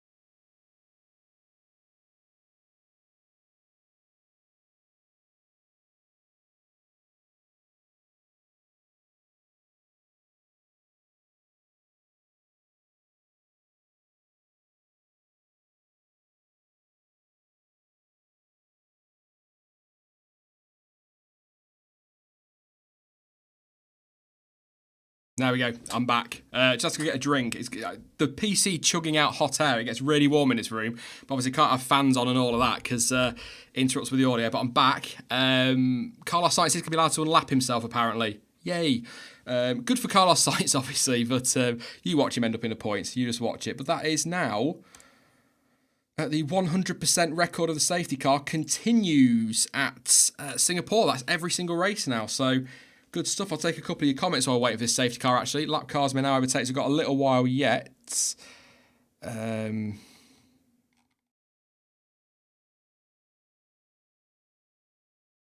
going to go back a little bit and see what comments we've got.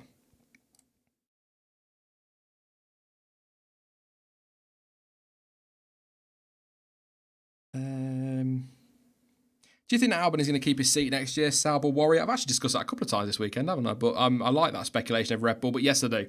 I think Albon will stay where he is. Ellie wants to know where we can watch. I honestly don't know. I'm not up on that kind of thing, but I'm sure somebody will provide you a link. Can't show the footage, obviously. Of course, it was Grosjean who caused it, says Doggy. Yeah, it had to be, didn't it? It had to be.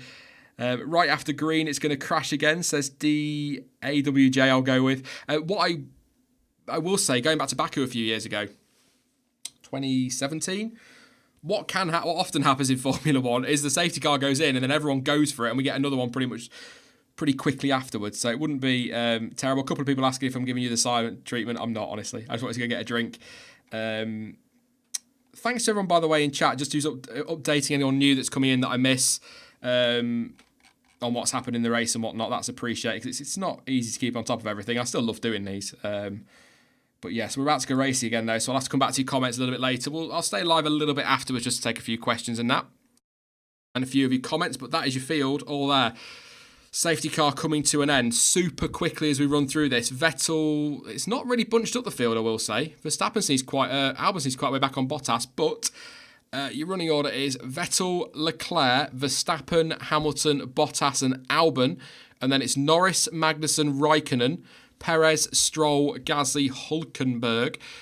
Danny Kvyat, Antonio Giovinazzi, Daniel Ricciardo, Robert Kubica, Roman Grosjean and Carlos Sainz with George Russell in the wall.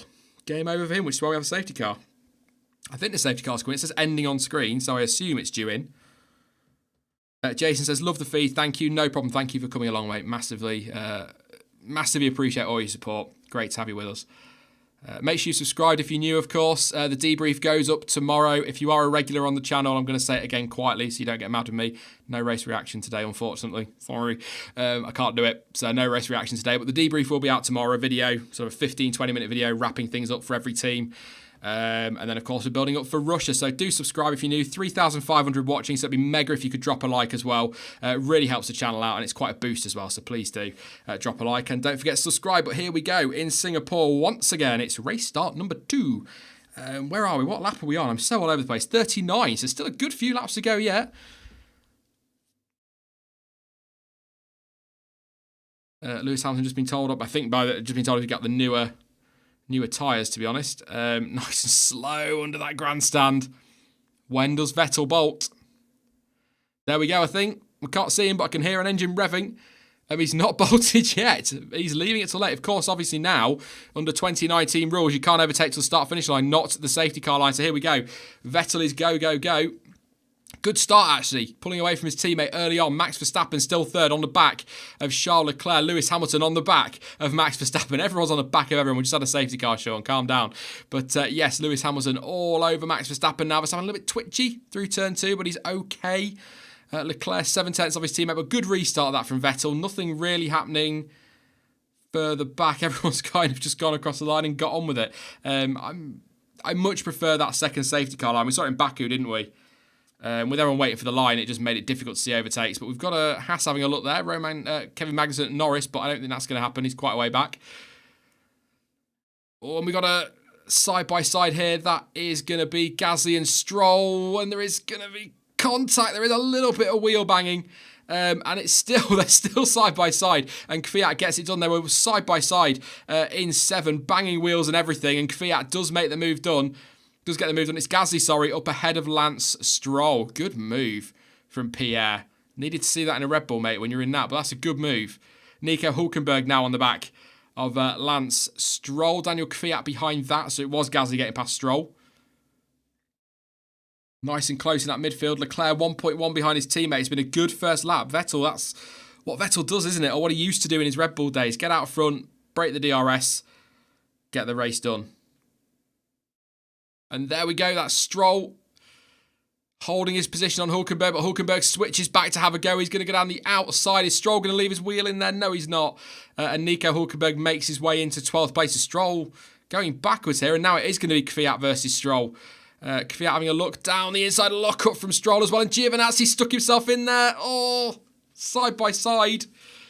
Oh, and it's a puncture and wing damage for Stroll. So what's happened to Stroll? That could have been a nasty accident, actually. He did very well to avoid contact with Giovinazzi through 18 and 19, to be fair to Lance Stroll. But that is a puncture for Lance and front wing damage by the look of it. Who was that with? That could have been with the Gasly move. That's quite a thump there, wasn't there? So, oh, he's not happy, understandably. He's getting frustrated. Here we go. So we're going to watch. So there's Gasly going down the outside. They do touch wheels there. That's fine, because it's the other tyre that goes. No, I don't know why they're picking up on that as the reason. That's not the reason for his puncture, because it's the other wheel. It's the other tyre that he's picked the puncture up on. Maybe debris? Maybe?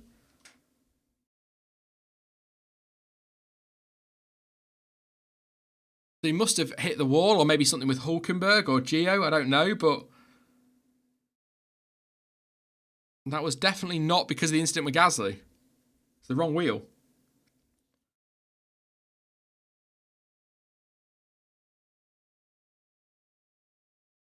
There you go. Anthony Davidson just saying Lance Stroll turned in at turn 17 and hit the wall all by himself, so it was Stroll's mistake that gave him a puncture. So waving his hands about, I assume, is out of frustration with himself. So he did make the mistake at turn 17, turned in and clunked the wall, and it's a puncture. So it was totally Stroll's fault. It wasn't, as the replay tried to show, to do with the incident with Gasly, because it was the wrong side of the car. So there you go. Stroll made a mistake. Under investigation, Romain Grosjean and George Russell. That'll be after the race, I would have thought, because I'll need to talk to Russell on that one. I can't, unless they're going to penalise Grosjean. I kind of, to me, I mean, I want to see another replay, but to me, that looked very 6 of one, half a dozen of the other. Both could have left a bit more space, and Grosjean could have backed out of it. So we'll see what they decide on that one. I'd have thought that'd be after the race. I'm sure they've got to talk to Russell, or they'll need to. But Vettel does still lead, 8 tenths clear of Charles Leclerc, who has the fastest lap. It's now 6 tenths. If he wants to win this race, he's going to have to pass his teammate. Ferrari, by the sounds of it, will let them race, but they've got to give each other space and not do anything stupid. Max Verstappen in 3rd place, 2.2 seconds behind Charles Leclerc. Lewis Hamilton, 5 seconds behind Verstappen, as we now look at Nico Hülkenberg trying to get on the outside of Pierre Gasly. He'll tuck back in and try again as they go down the outside. Is he going to do it? No, he isn't. Hülkenberg trying as we run down to what I believe used to be the old Singapore Sling corner. That was an odd corner, but yeah, Hülkenberg can't get it done at the moment, but he's going to try again, I'd imagine, after the Anderson Bridge, because there is the DRS through 13 to 14, but Gasly will have DRS from Perez, so we've got such a tight run, and that's Perez stopping. Perez is stopping, he's suddenly slow, and that is game over for Sergio Perez. What has happened there? That looks mechanical. I was just going to say it's probably going to be a safety car as well, but we did have Perez all the way down to Grosjean, separated by next to nothing and squabbling quite nicely. But yeah, Perez pulling over to the side of the road, and it's all fallen apart for Racing Point in a space of 2 laps. Will they feel the need for a safety car, or at least a virtual safety car to get that car out of the way? But he just ground to a halt. I don't think it'll need a full course safety car. I'm not seeing quite where if he's near an escape road or not. Giovinazzi 13th on the back of Kvyat, but he's having to fend off Daniel Ricciardo, who's somehow still in the fight for a point. I have no idea how, but he's somehow still in the fight for a point. Good stuff.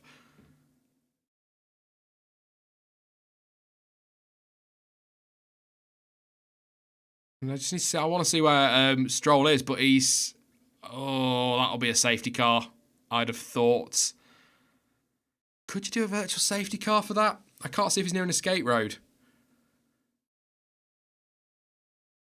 They're quite slow making calls, I will say, the race control. Yeah, Stroll's been sat there now for... There we go, full course safety car. I was just going to say, he's been sat there now for a while, and they've not made a decision. It is a full course safety car. Is anybody going to gamble? What have we got? So gap-wise... The trouble is for Ferrari, if they pit and it's the same... Yeah, they're all in the safety car window of each other. So the leaders can't pit. We might see... Sainz could maybe pop in and put on some soft tyres. Maybe. But it is safety car. We are under the safety car again.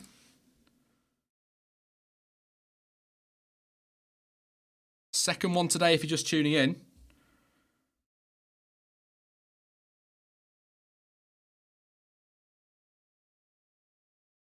Carlos Androlino, good afternoon. Thank you. I assume afternoon. I don't know where you are in the world, but afternoon here in the UK. Thanks for tuning in. Good to have you with us. I'll do my YouTuber spiel in a minute. And I'll do a run through the order once everything's bunched up a little bit as well. But we do have a safety car. Second one of the day for Sergio Perez's stranded Racing Point. The first safety car earlier was because George Russell was in the wall after a tangle with Romain Grosjean. Yeah. So, second safety car of the day. So it's going to bunch things up again. We were looking good for a good scrap there between, like I say, Perez down to Grosjean for those final, with Gasly sort of in there as well, and Raikkonen just up the road for those final points paying positions. Can I just say, though, I've got to, massive shout out to Kevin Magnussen. To be up in 8th place. I know he started as Kubica pits. I know he started 13th after penalties and whatnot, but that was... Perez is on board as he pulls over. Yeah, that's mechanical. That sounds a bit rough. But yeah, up to 8th place in a car that hasn't been great on Sundays, as we know. So he could do with some points, and so could Haas. So be a hell of a boost for them. So well done to him at the moment. I've probably just, as I knock on wood, probably just ruined Magnussen's day now. He'll be the next to retire.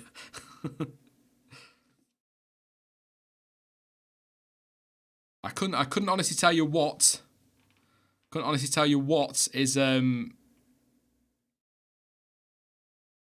wrong with Perez's car, but it sounded rough. And in comes Lance Stroll. Is that to retire? Because he's only just pitted, hasn't he, to get the... No, it's a standard pit stop. They're going for a nice fresh set of soft tyres. I suppose they may as well. I mean, he only pitted 2 laps ago, but put on some fresh ones while they can. That'll see to the end quite nicely. Lap 45 of 61. By the way, here is your running order. Vettel leads from Charles Leclerc. Max Verstappen is 3rd. Lewis Hamilton 4th. Valtteri Bottas in 5th place. Alex Albon in 6th. Lando Norris is 7th. Kevin Magnussen 8th. Kimi Raikkonen 9th. Pierre Gasly in 10th. Nico Hulkenberg 11th. 12th is Daniel Kvyat. It's 13th for Antonio Giovinazzi, who, if you are just tuning in, was leading at one point for a good few laps as well, so good on him. It'd be great seeing get some points to round off what's been a superb weekend, really, certainly since qualifying for Gio. Danny Rick in 14th. He's recovering again after more contact. Or after contact. Hamilton's team radio, we're going to get that? Maybe? No. 15th for Grosjean, 16th for Sainz, 17th for Kubica, 18th for Stroll, and then your retirements are Sergio Perez and George Russell. It feels like we should have more than that, but they are the 2 retirements at the moment. Yeah, I'll do my YouTuber stuff. Thank you very much as ever for tuning in. If you are new, don't forget to subscribe to the channel. You are more than welcome. Great to have you with us. Also, do drop a like on the stream. That would be massively appreciated. The debrief will be out tomorrow, wrapping up the whole race, all the teams and all of that jazz. If you'd like to support the stream, no pressure as always. You can do via the super chat function here on YouTube. But if you would prefer, I've taken this from testing, by the way, this bit. If you would prefer to not give Google 30% of the donation, then you can, of course, donate via PayPal as well. There's a link to that in the description. But if you do choose to donate over on PayPal, please do leave a message, and I'll try and give you a shout out on stream as well, and I'll read your message and all of that. So yeah, that's all the YouTuber stuff out of the way. Kind of like I need to do it. Sounds all official. Just going to keep an eye on things. We are on the safety car, so it's all very quiet at the moment. Thank you very much to Reactionless for subscribing, for joining the team. A few in chat getting excited about about Ferrari. Looking good for a 1-2 here. As it stands, by the way, in the championship, I think... Let me just get the championship table up on Sky and just have a look. But I think that would move Charles Leclerc ahead of Max Verstappen at 2nd place. Of course, he could still be fighting for the lead as well of the championship. Just waiting for the Sky Sports app to load. I'm sure somebody will beat me to chat in a minute and tell me if I'm right or wrong. But I think that would move Leclerc ahead of Vettel.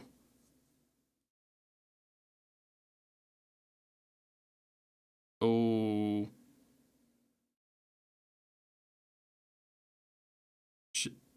Charles being told over team radio. Just listening to him. He's not happy. The team have just said to look after the car and bring it home. Charles Leclerc said, yes, of course I will. I won't do anything stupid. I just don't think it's fair. So there's going to be a few words I'd imagine down at Ferrari, but that would, it would easily move Charles Leclerc ahead of Verstappen by a few points. So that moves him into 3rd place. Thank you very much to Nicholas for subscribing. Welcome to the team. Pleasure to have you with us, of course. Yeah, not happy. Not happy, Charles Leclerc. I can understand it. So it doesn't sound like they're going to let them race. So Seb Vettel, unless Verstappen, Hamilton, Bottas or Albon can spice things up at the front, looks as though, and provided the car is reliable, of course, looks as though he's on his way to his first win in well over a year. And do you know what? Given the fact that Raikkonen's won 1 and Leclerc's won 2, he needs a bloody win. I think it was Richard Smith was the last one to subscribe. And also thank you to Karen Ambler as well for subscribing. I won't do anything. Yes, exactly. I'm sure Leclerc won't do anything stupid, but yeah. Would you go for it if you were Leclerc? Would you have a go, even though the team have told you not to? Thank you to Saber Warrior 205 for subscribing. But yeah, I mean, I was... people get so cross at me for this. But Multi-21, I'm on Vettel's side. They're racing drivers. Let them race. So what? I mean, yeah, it's a team game, but come on. We want to see him racing. Just Hamilton very nearly into the back of Max Verstappen. Probably got a little bit excited there, but yeah. Let him race. I want to see a fight. Safety car's ending. Verstappen nearly having a go there up the inside of Charles Leclerc. AJG Logan, thank you very much, mate, for subscribing. I've not actually checked the Man United score. I assume we're losing. Or drawing with West Ham, but I'll check the football later. Safety car coming in. So I shall have to leave the shoutouts, unfortunately, for a minute. I'll keep an eye on them.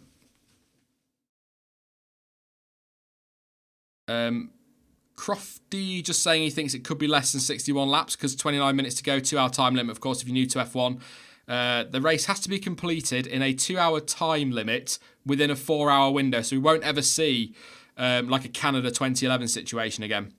Where we were red flagged for what felt like forever, and it practically was forever. It certainly seemed that way anyway. So 2 hours.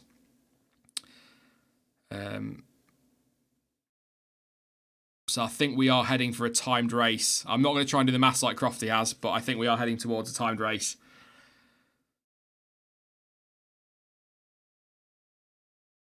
We're all bunching the field up now. Safety cars disappearing. Lights are off, and we're about to get going again. In Singapore, the third start, of course, because obviously normal race start and 2 safety car restarts. Vettel just coming now towards 18 and I think it's 18 and 19 under the bridge or under the grandstand.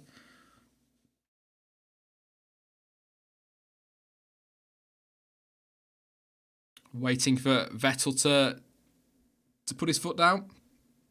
It sounds as though Ferrari want them to bring the cars home, so I think we are.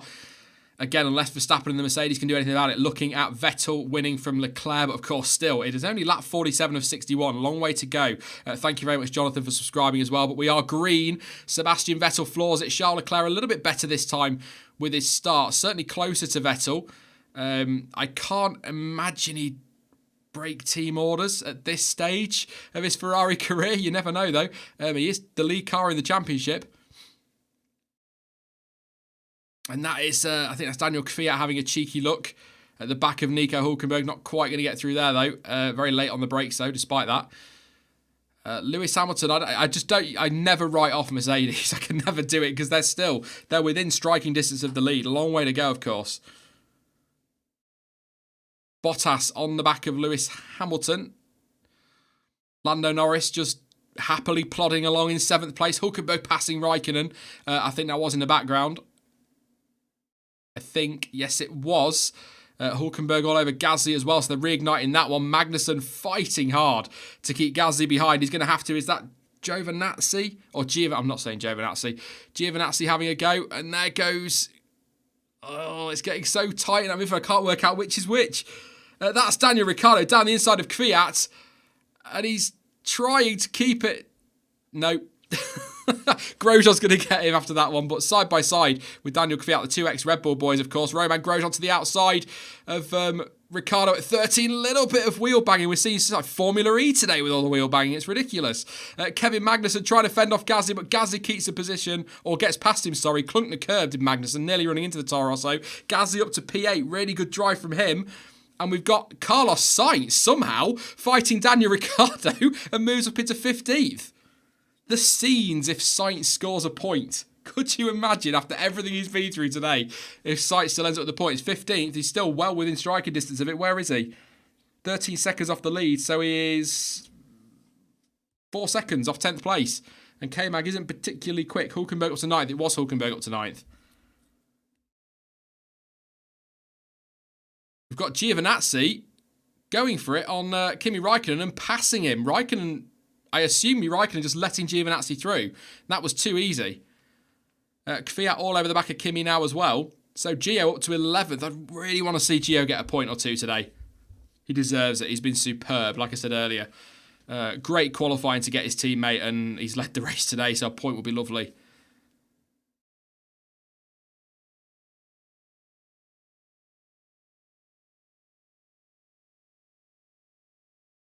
Kvyat all over Kimi at the moment, and he's trying to go to the outside.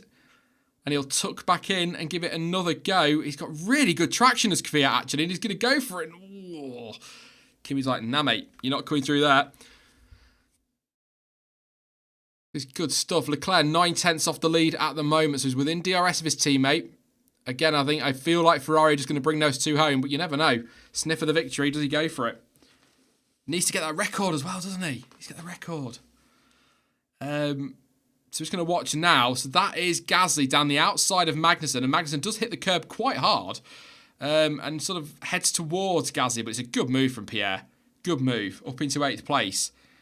He is 7/10 behind Lando Norris, so Gasly is not going to be a million miles away from Alex Albon. Hey, the irony. By the time this is all unfolded, but Kimi Raikkonen causing a bit of a traffic jam behind him now with Kvyat, Grosjean, Sainz, Ricciardo and Stroll right behind him.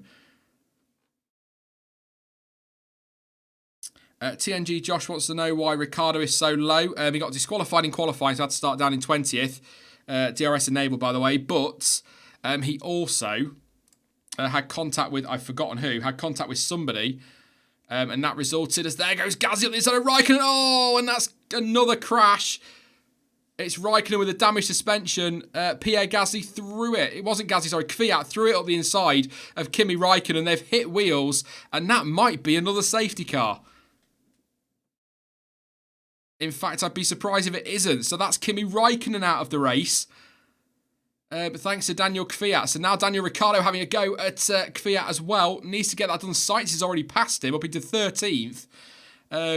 All of a sudden, whoever asked me earlier who was rooting for, I'm now rooting for Carlos Sainz. Could you imagine? So Kvyat's gone for the move in 1. Kimi's kind of turned into him, which he's got every right to do. He's got a right to take the corner. Yeah, it's a late move from Kvyat. Bit of a dive bomb, and then Raikkonen's just gone to take his corner, and the contact has broken his suspension.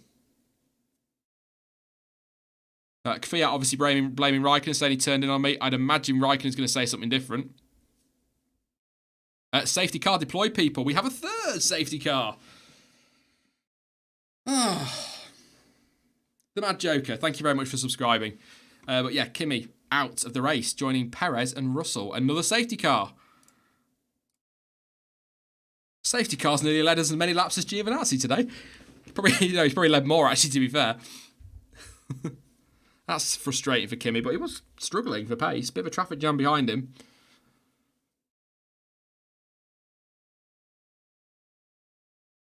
By the way, that will definitely be a timed race now. It was debating it before, 100% a timed race now. Only 11 laps to go, but yeah.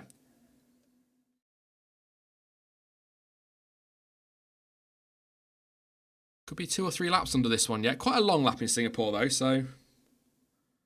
Or seems to be, anyway. Certainly a long race.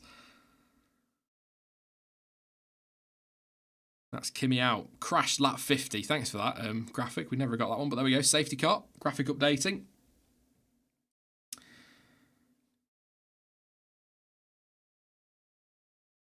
Check Twitter. Anything interesting over there? No.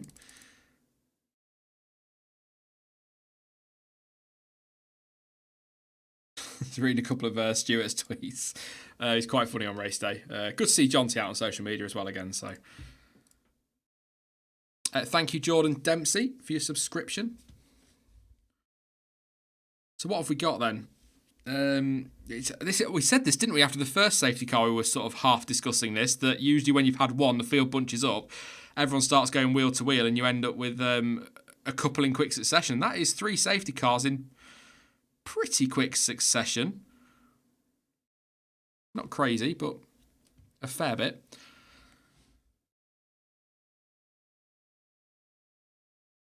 At the minute, we're not going to have a Mercedes on the podium, are we? 4th for Hamilton, 5th for Bottas.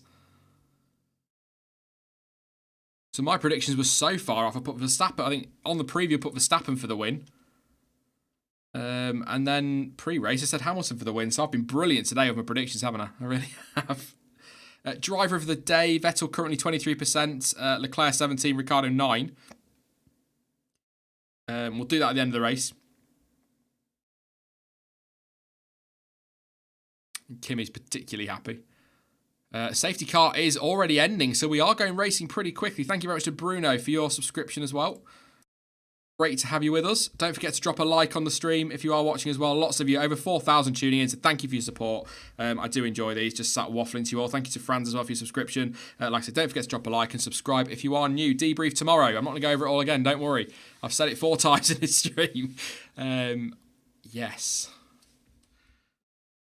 So we're going to see, I would assume that Seb will go around the same time as he usually does. What can we do? So Vettel bolts a little bit earlier actually this time. And Leclerc has been caught out, to be fair. So he's got the lead. And I'll tell you what, Max Verstappen, half a second behind Leclerc. This could be quite close. Although that Ferrari's pretty nippy in a straight line, isn't it? So we'll see. But yeah, Seb has definitely caught them napping. Nicking Crofty's phrase there. 10 laps to go, but I think it will be a timed race, as I say. The safety car wasn't out as long as I expected, to be fair, either. It was only actually a lap, really. Lap and a half, 2 laps-ish. Hamilton on the back now of Max Verstappen. We might still see a Mercedes on the podium. I was a little bit premature with that statement, wasn't I?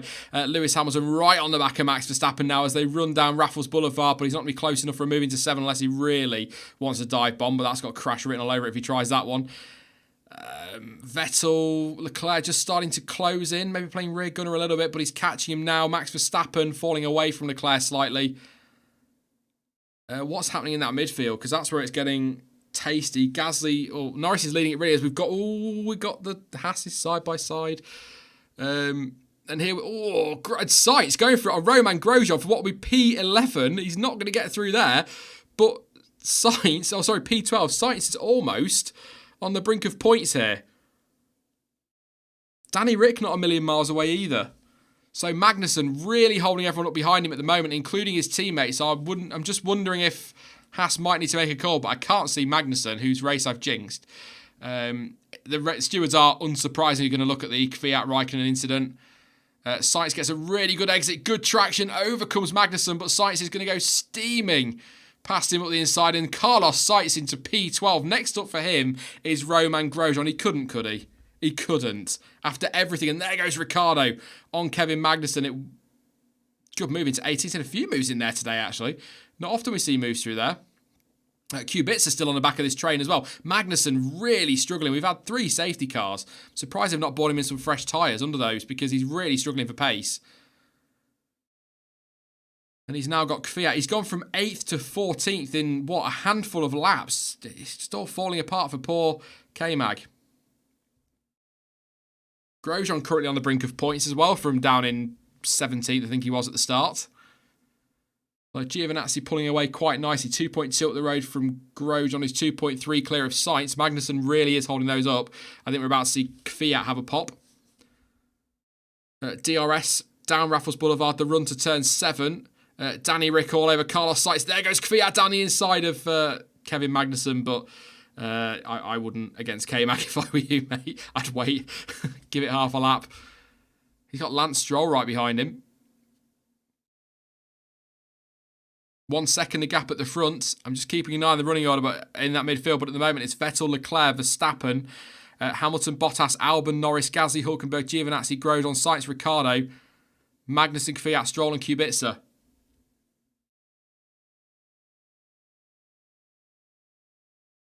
Lance Stroll feels like he's going to crash.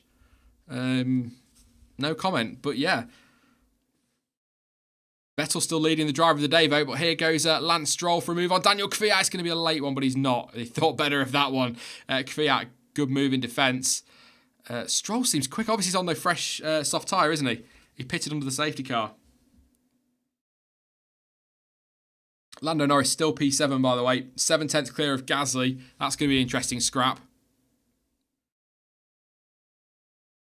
But Ferrari disappearing. DRS enabled. The Ferraris are pretty much gone. 2.6 clear of Verstappen. Less than a second between Vettel and Leclerc. Wonder what the emotion's going to be like for Vettel if he can get this home. If he can get this home. Belgium 2018. The last time he won a race.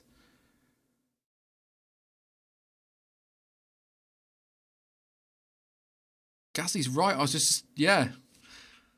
Norris is right on Albon. Gasly, on much fresher tyres, is 6/10 behind. Norris is quick and only 6/10 slower on that lap, actually, than Alex Albon in 6th. That'd be a story if Gasly ended up in 6th place, wouldn't it? Judith Sport says, have faith, Sean. I will have faith. I'll try my best. 7/10. Norris versus Gasly, the scrap we're focusing on at the moment. Not anymore, we're not, because Stroll is trying down the outside of Daniel Kvyat, and that's a really good move. And then he's going to go for it on Kevin Magnussen as well. Is Stroll going to get 2? Magnussen all over the road, as you would expect.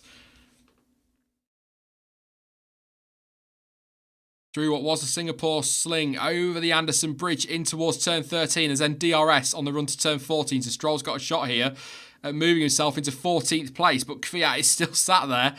He might be able to get his position back. So Magnussen just staring in the mirrors. Who cares what's in front of him?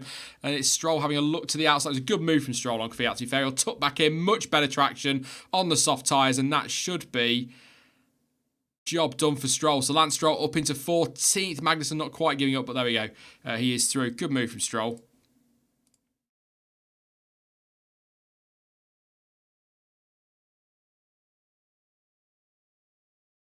Magnussen just struggling on the tyres. No pace, really. Norris Gasly gap, 7/10 at the moment.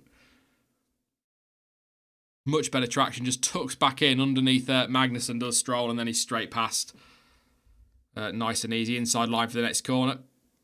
No points, but it's fourth. They're all scrapping hard for what is no points positions. But Lance Stroll, Nico Hulkenberg did the purple first sector. That's been beaten by Daniel Ricciardo. Last year, Kevin Magnussen set the fastest lap of the race and a lap record as well. We're going to get another surprise fastest lap. Danny Rick, currently quickest in the first sector. Leclerc holds it at the moment. Of course, no points if Danny Rick gets it unless he gets into the top 10. The Renault's on the move. Here we go. Looking at the second sector time. This could be, I get excited by such sad things. It's only fastest lap, who cares? But, you know. Personal best for Ricciardo in the middle, so I don't think he's going to get it, but we'll wait and see. We're just going to watch now. Is this Kvyat making a move on Magnussen? The DRS, pretty standard move, really. Up into 15th, Magnussen down to 16th. Don't forget I jinxed him. He was up in 8th place. I was praising him. On points, actually, for Haas. Grosjean's still 11th. 2.2 off a points paying position.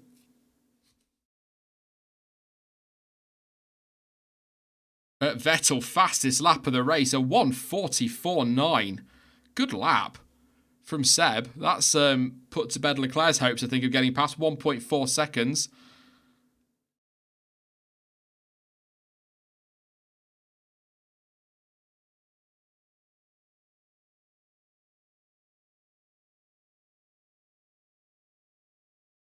Bear with me a sec. I'm just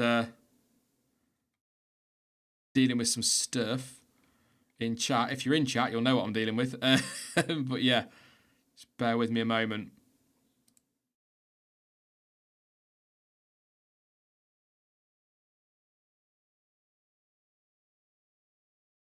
Vettel still leading from Leclerc, 1.3 seconds. Ricciardo's lap. What did he do in the end, actually? I wanted to keep an eye on that, didn't I?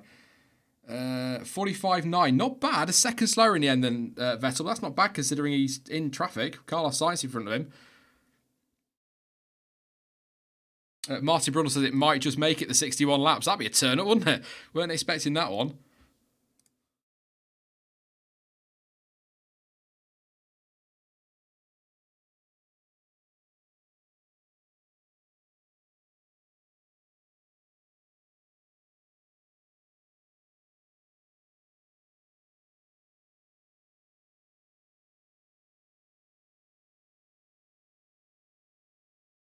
So, back to the action now. I've sorted that out. What I might need to do, I'll keep an eye out on the regulars in chat and whatnot for watch-alongs, and I might need to get some mods in. So, do feel free to reach out on Twitter if you're a regular to the watch-alongs and you fancy that job. because I can't really watch the race and mod and do the live timing as well. So, yes.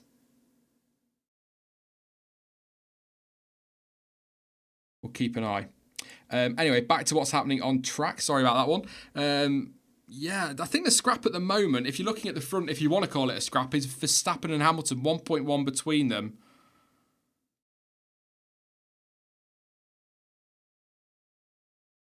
Definitely. But I think Verstappen's pretty clear.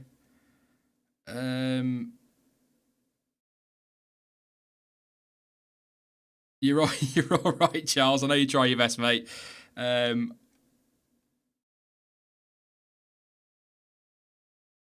K-Mag in. That's bizarre to me.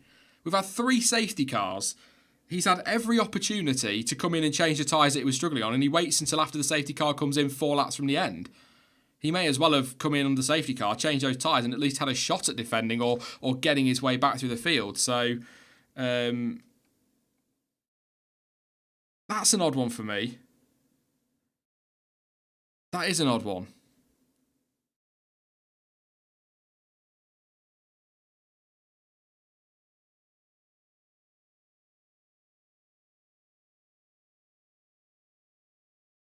Fastest lap again from Vettel. He's decided he's off. He's going for it now. I'm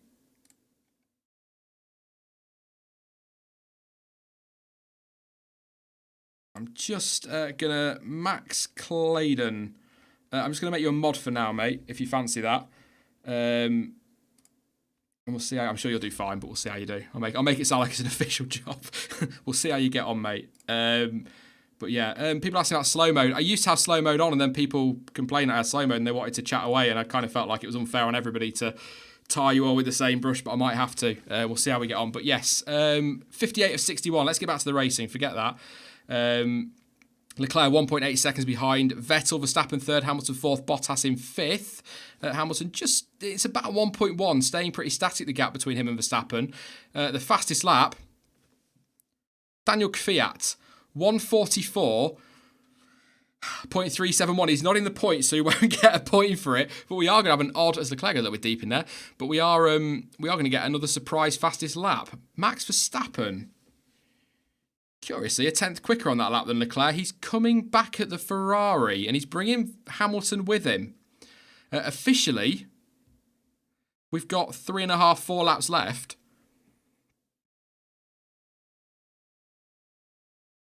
We might, as Bottas is the fastest Sector 2, we might have Leclerc, Verstappen and Hamilton pretty close at the end of this race, as Albon goes quicker than Bottas quite. Oh no, not anymore, because Bottas just was the fastest lap of the race on a 43.5. Again, to highlight just what pace they have got in these cars if they want to use it.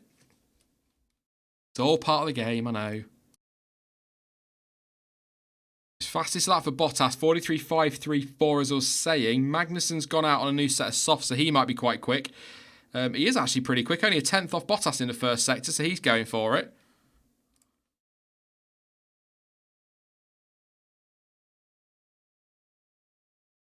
Hamilton closing on Verstappen. He's having a little look into 7, but this is the fight now. This is the fight for the final podium, and Charles Leclerc is only just up the road. So close stuff.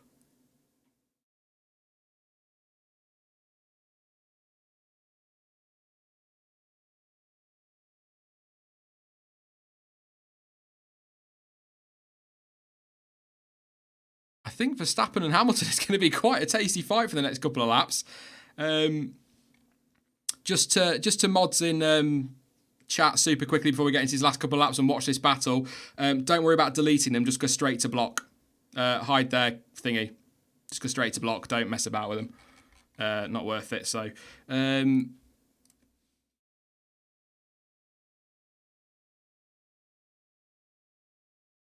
just watching 8 tenths now between. Oh, Magnussen, second year in a row. Fastest lap, and actually considerably quicker than Bottas. 43.5 for Bottas with that fastest lap. 42.3.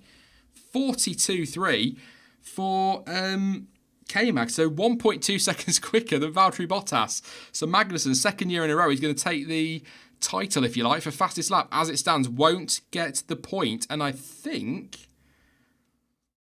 Waiting for this teammate from Verstappen. Verstappen asking for more power.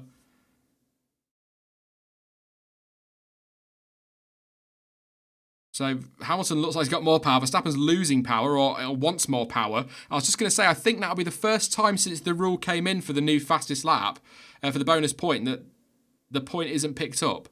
That the fastest lap was set from outside the top 10, I think. Correct me if I'm wrong in the chat, but I'm pretty sure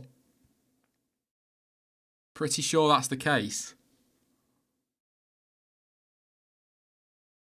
I'll check that afterwards. One more lap. Just over a lap. But yeah, we're getting to that point. It's looking good. I'm not going to jinx it for him because he's made his mistakes. He's made his mistakes over the last year, as Sebastian Vettel, but he's also had his fair share of bad luck as well.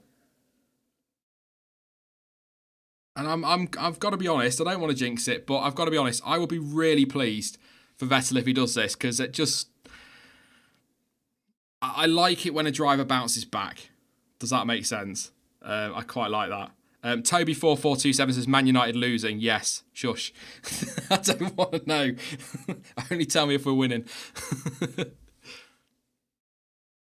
But here we go. Sebastian Vettel coming on to the last lap of the race. I'm just watching. We're watching from the rear wing of Verstappen. Hamilton's close, but I think Max might be all right. We're on the final lap now. We are running to distance. That's a good thing. The full 61 laps. It took a while to get going, this one, but it's actually been a very intriguing race in terms of strategy, but it's also been pretty decent as well behind. We've had some good racing. Some really good racing.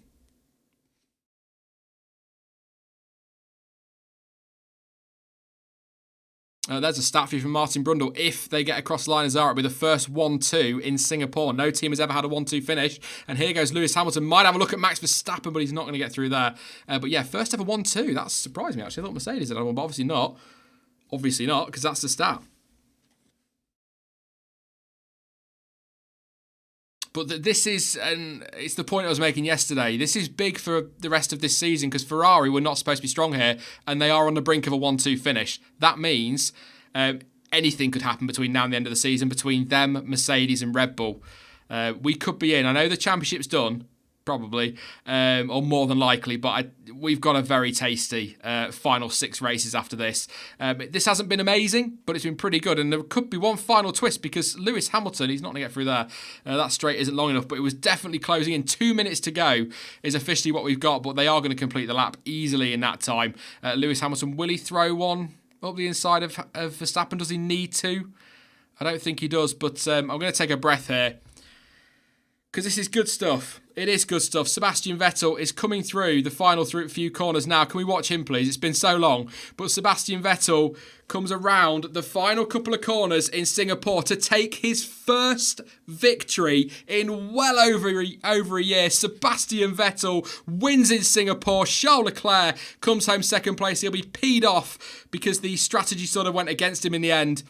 Max Verstappen, third place for Red Bull, but what a brilliant result for Sebastian Vettel. Great way to bounce back after a miserable Monza. Hey, alliteration. But Charles Leclerc, still second place from pole. I think he'd be very happy. 2 wins in a second place from his last 3 races. Brilliant. Ferrari 1-2. It's 4th for Hamilton, 5th for Bottas, 6th for Albon. It's 7th for Norris, 8th for Gasly, 9th for Hülkenberg, 10th for Giovinazzi, 11th for Grosjean. Sainz comes home 12th. Somehow. Lance Stroll 13th, Ricciardo 14th, it's 15th for Kvyat, 16th for Kubica, 17th for Magnussen, and he gets the fastest lap.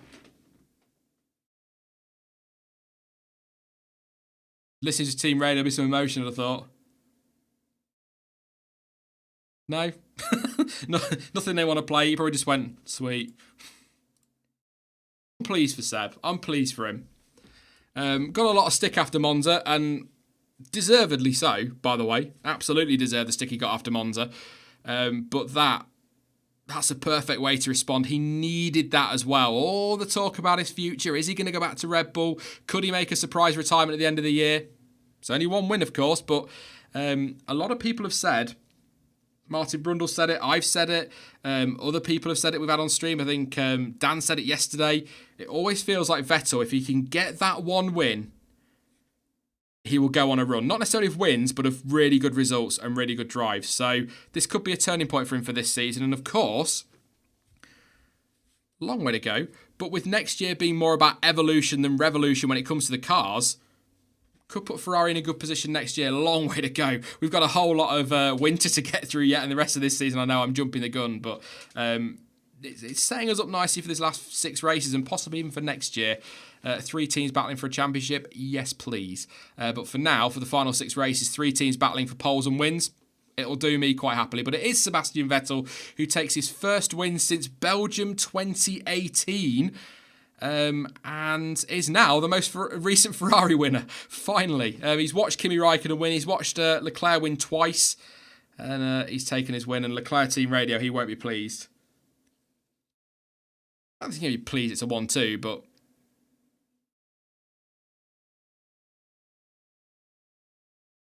not a lot to say from Charles Leclerc. He wasn't happy on team radio earlier, but it's the sort of thing that will come back to him maybe later in the season or next year. You know, the strategy will go his way rather than going against him. It's just the way it goes. Vettel was out in clear air. Yeah, it was the undercut. Could have put Leclerc out first, or could have pitted Leclerc first, but it's all hindsight, isn't it?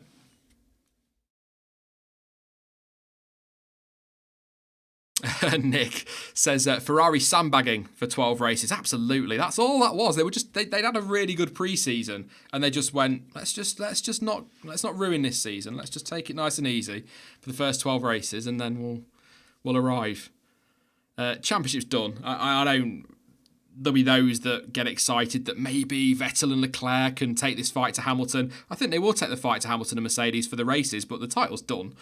I think I was working out yesterday, Leclerc could win the next 2 races and Hamilton could DNF and he would still be, in fact, 3 races and he'd still be behind him in the championship. In fact, no, I've lied to you, it's 4 because he's 102 points behind, wasn't it, at the start of this? So Hamilton could retire from the next 4 races, Leclerc could win all 4 of them, and Hamilton would still be leading the championship if you take out the fastest lap. So championship's done, but it's just nice to have different winners this season. So Leclerc's got 2, Vettel's first of the season, Hamilton's got what feels like 900, Bottas has got a couple as well. Has Verstappen got 2?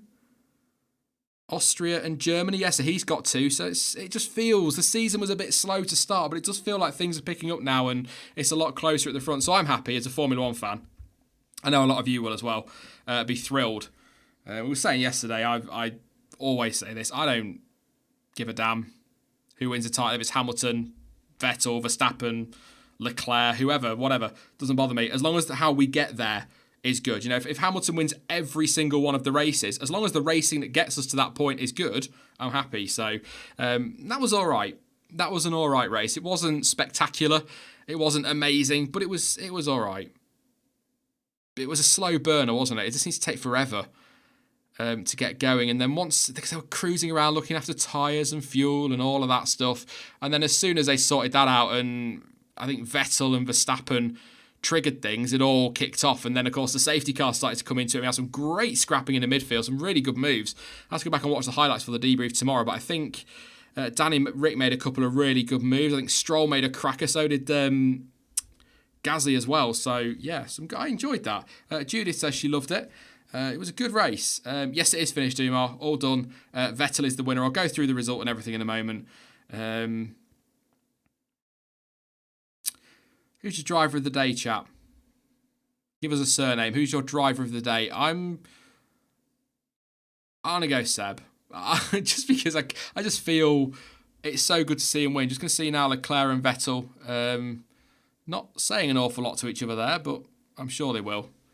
It wasn't Seb's decision at the end of the day, was it? So, to pit himself early. Gazzy says Jose. Andrew says Vettel. A lot of people saying Vettel. Norris says Rob. Seb says Max. I'm going to have to go to the other chat now. I can't read it off the OBS thing. It's all going too quick.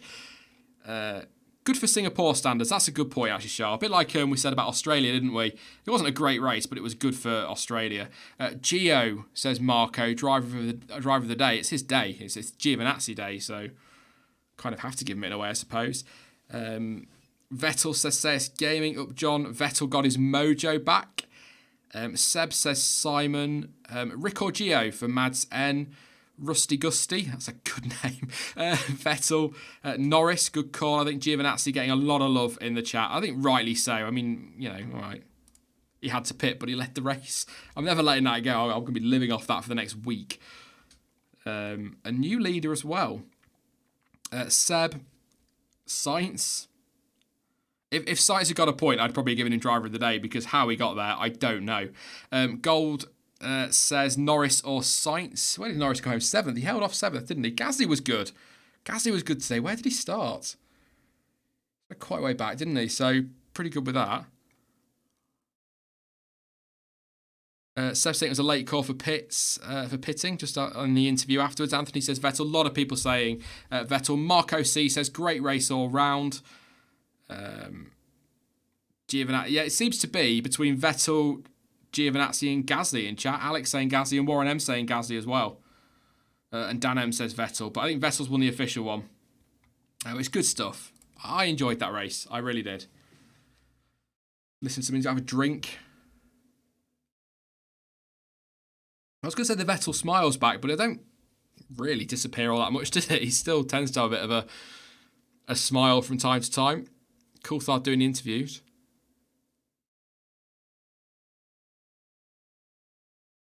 Okay. So Vettel did not make the call to pit. He says he was coming around lap 20. He's coming around corner 21, the 21st corner, and the team gave him the call over the radio. So it was a team decision, and it was a late decision. Listen to Charles Leclerc peed off.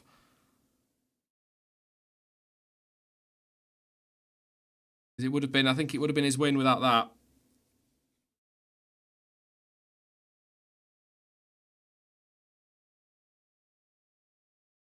He's happy, yeah, he's going to give it all that. He's happy for the team. 1-2, understandable. But yeah, I think Leclerc would have won that because they could have pitted him first. The problem for Ferrari, I suppose, was Bottas and Albon. Or were Bottas and Albon and Verstappen. If they left Vettel out, Verstappen came in. Don't forget that.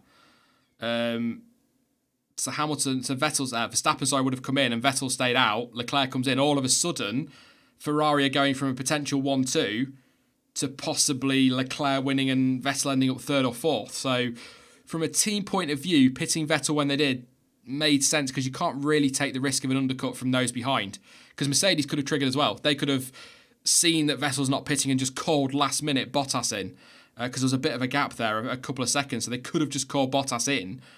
And then Vettel's under threat from Verstappen, Bottas, and possibly then Albon a lap later. So it makes sense from a Ferrari's perspective. I can totally understand it from Leclerc's point of view, but I think when he sits down and listens to the team and goes through everything with them, he'll probably understand why they had to make that call.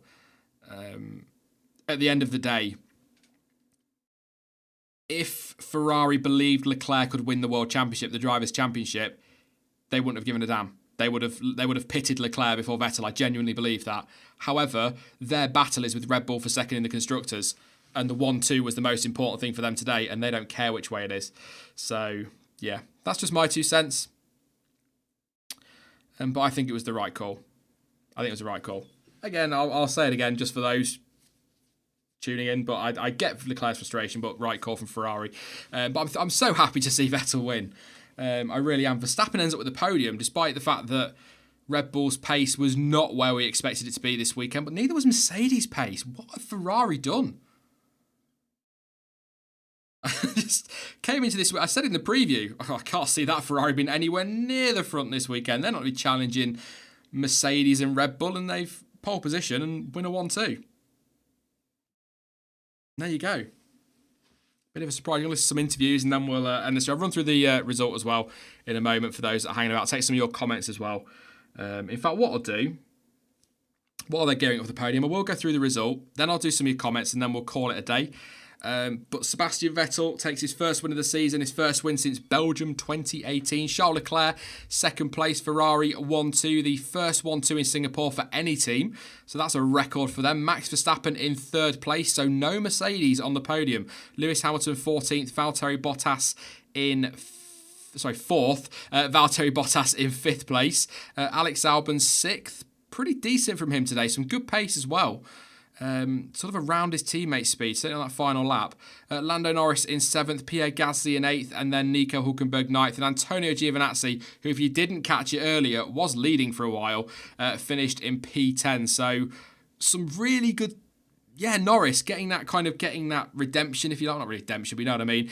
For Spa, when he was so close to that really good result and his car failed on the line, managing to get that win for him in that midfield, best of the rest. So good result from Norris. Great for Gasly as well to come home in 8th place. Big boost for him, extending his lead over Carlos Sainz in the battle for 6th, but Alex Albon closing in as well. So Romain Grosjean in 11th place somehow. Carlos Sainz as well somehow ended up in 12th place despite everything. At the start, of course, contact with Hülkenberg and ended up 80 odd seconds behind Russell and was last and somehow still ends up 12th. Well done to him. 13th for Lance Stroll. 14th for Danny Rick. A bit of a mixed race for him. Started from the back after being disqualified from qualifying, then had contact and got a puncture. It was a bit of a mess for him in the end, but 14th. 15th for Daniel Kvyat, 16th for Robert Kubica, and Kevin Magnussen in 7th place. And for the second year in a row, Kevin Magnussen sets the fastest lap, and I'm sure for the first time since the 1 point rule was brought in for fastest lap, the point isn't awarded because Kevin Magnussen does not finish inside the top 10. Retirements list: Kimi Raikkonen, Sergio Perez and George Russell. Russell had contact with Grosjean and that put him in the wall. Sergio Perez had a mechanical problem, then Kvyat smashed into Raikkonen, or Raikkonen smashed into Kvyat, whichever way you want to see it, and that was the end of Kimi Raikkonen's race. Broken left front suspension.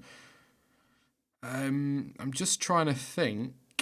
That's not the first race of the season Mercedes have been on the podium at all, Sean, because obviously not in Germany, were they? But one of the few times. Official driver of the day, I think, was Sebastian Vettel. A lot of people in chat were saying Vettel, Norris, Gasly seemed to be the way we were going. But Seb...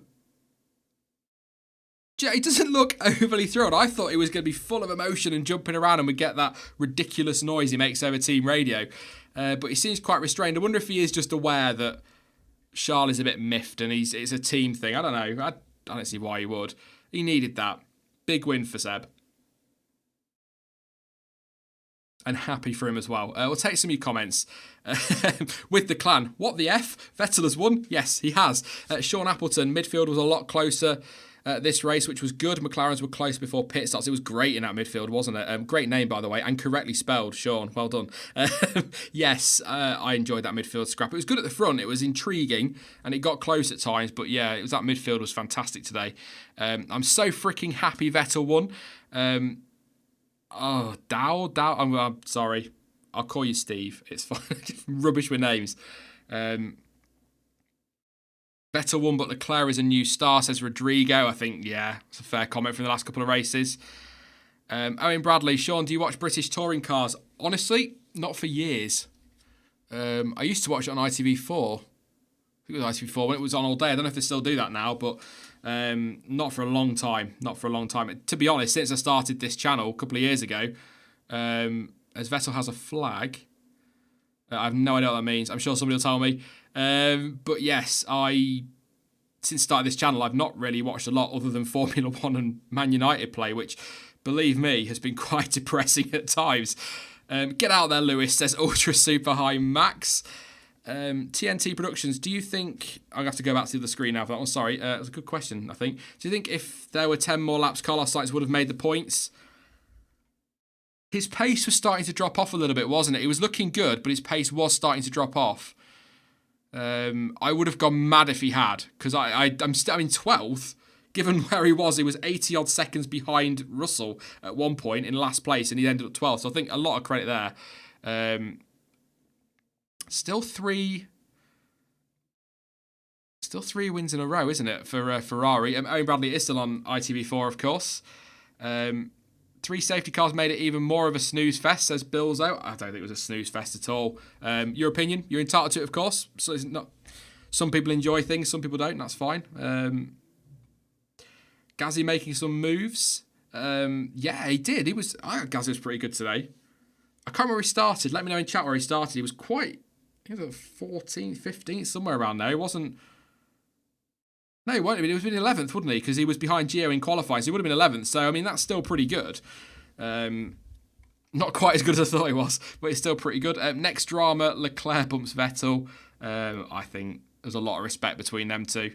And I do wonder if Seb knows that Charles is the man they're going to back long term. Ferrari are good now. That's, do you know, I was actually just going to say, let's not get too ahead of ourselves, but this is Singapore. This is not a race they were supposed to be good at. We'll see in Russia. Russia, of course, generally a Valtteri Bottas track, so he could get us a win, or get a win. He could do with one. I wouldn't mind seeing Valtteri get one.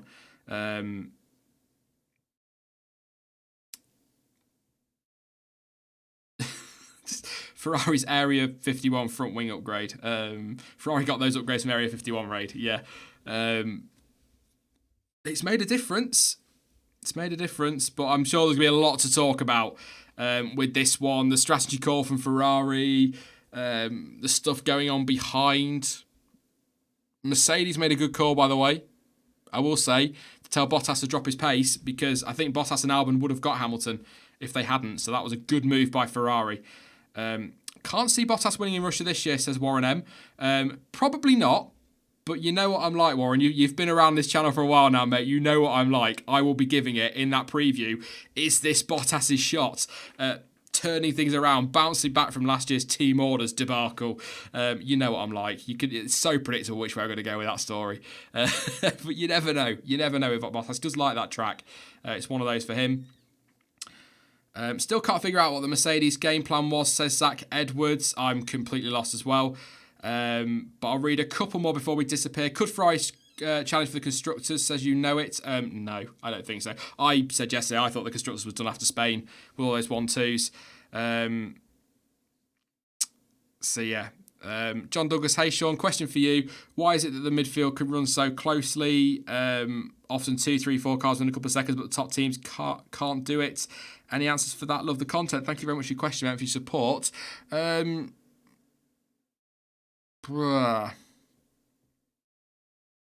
think it's just that they're so closely matched. Your top 3 teams are gone, aren't they? The gap to the midfield is astronomical, really. It's stupid, and I hope that closes down next year and in 2021 as well. I think it is just because they're so closely matched. I think that's what it is. If McLaren had a bit more pace, they'd disappear into 7th or whatever. But I think you know what I mean. I just think they're just so closely matched. Budgets aren't huge in that midfield for some teams as well, which I think does that. DRS trains tend to make a difference as well. If the car in front of you has got DRS and then you've got 2 cars behind that have got DRS, you end up with cars that can't really overtake because they kind of cancel each other out, if you like. So I think that's part of it. But I'll ponder that one. It's a good question. And Max says, I'm going to go and watch the football. See you later, guys. And once again, thanks for making me a mod, Sean. No worries, Max, mate. No problem. I can guess what you're going to go watch, but yes. A couple more. Albon doing well, says George. FBR absolutely does. Grazie ragazzi. A couple of you saying that one. Do I watch endurance racing? That's from Toby. I do not know. I don't, like I said, I don't get the chance to watch a lot. But I think we're going to leave it there. A few people giving Gazzy a lot of praise. I think that's fair as well in chat. He's done very, very well. But yes, we're going to leave it there. Thank you very much to everybody for today. I will, John. I'll pass that on to John. It's a good question. See if we can get that one out on Twitter. Just a reminder, no race reaction. It feels really weird that I'm still live. I'd usually now be in a frantic rush to try and get the race reaction ready, but no race reaction, unfortunately, this week. All being well, and I'm pretty sure it will be back next Sunday, right after the watch-along. But the next content on the channel will be tomorrow, and that will be tomorrow evening-ish, 4, 5, 6 o'clock tomorrow, UK time. The debrief for Singapore, so we'll go through all the teams and the drivers and give a quick word on them all as best I can. So that'll be the next content on the channel. So thank you very much to everyone who's subscribed. today. I know Astro Stevo, sorry mate, I really can't today unfortunately. But yes, debrief tomorrow for my extra opinions if you're interested. Thanks everyone for subscribing. Thank you as well if you've dropped a like. Make sure you do drop a like before you disappear as well. But I will be back tomorrow. In the meantime though, you can of course follow me over on social media. All of the links you need for that are in the description down below. Don't forget, if you do want to support the channel longer term, you can do over on Patreon, link in the description. You can also donate via PayPal and Streamlabs and Super Chats and all of that. And every single penny that's sent my way from you guys just goes straight back into the channel. So thank you very much for your continued support. All the names on screen there, and to everyone who often donates via Super Chat. I'll take a breath now, and I'm just going to disappear. But thank you, everybody, for joining me this afternoon and for watching. I've been Sean, this has been the F1 Word, and until next time, goodbye.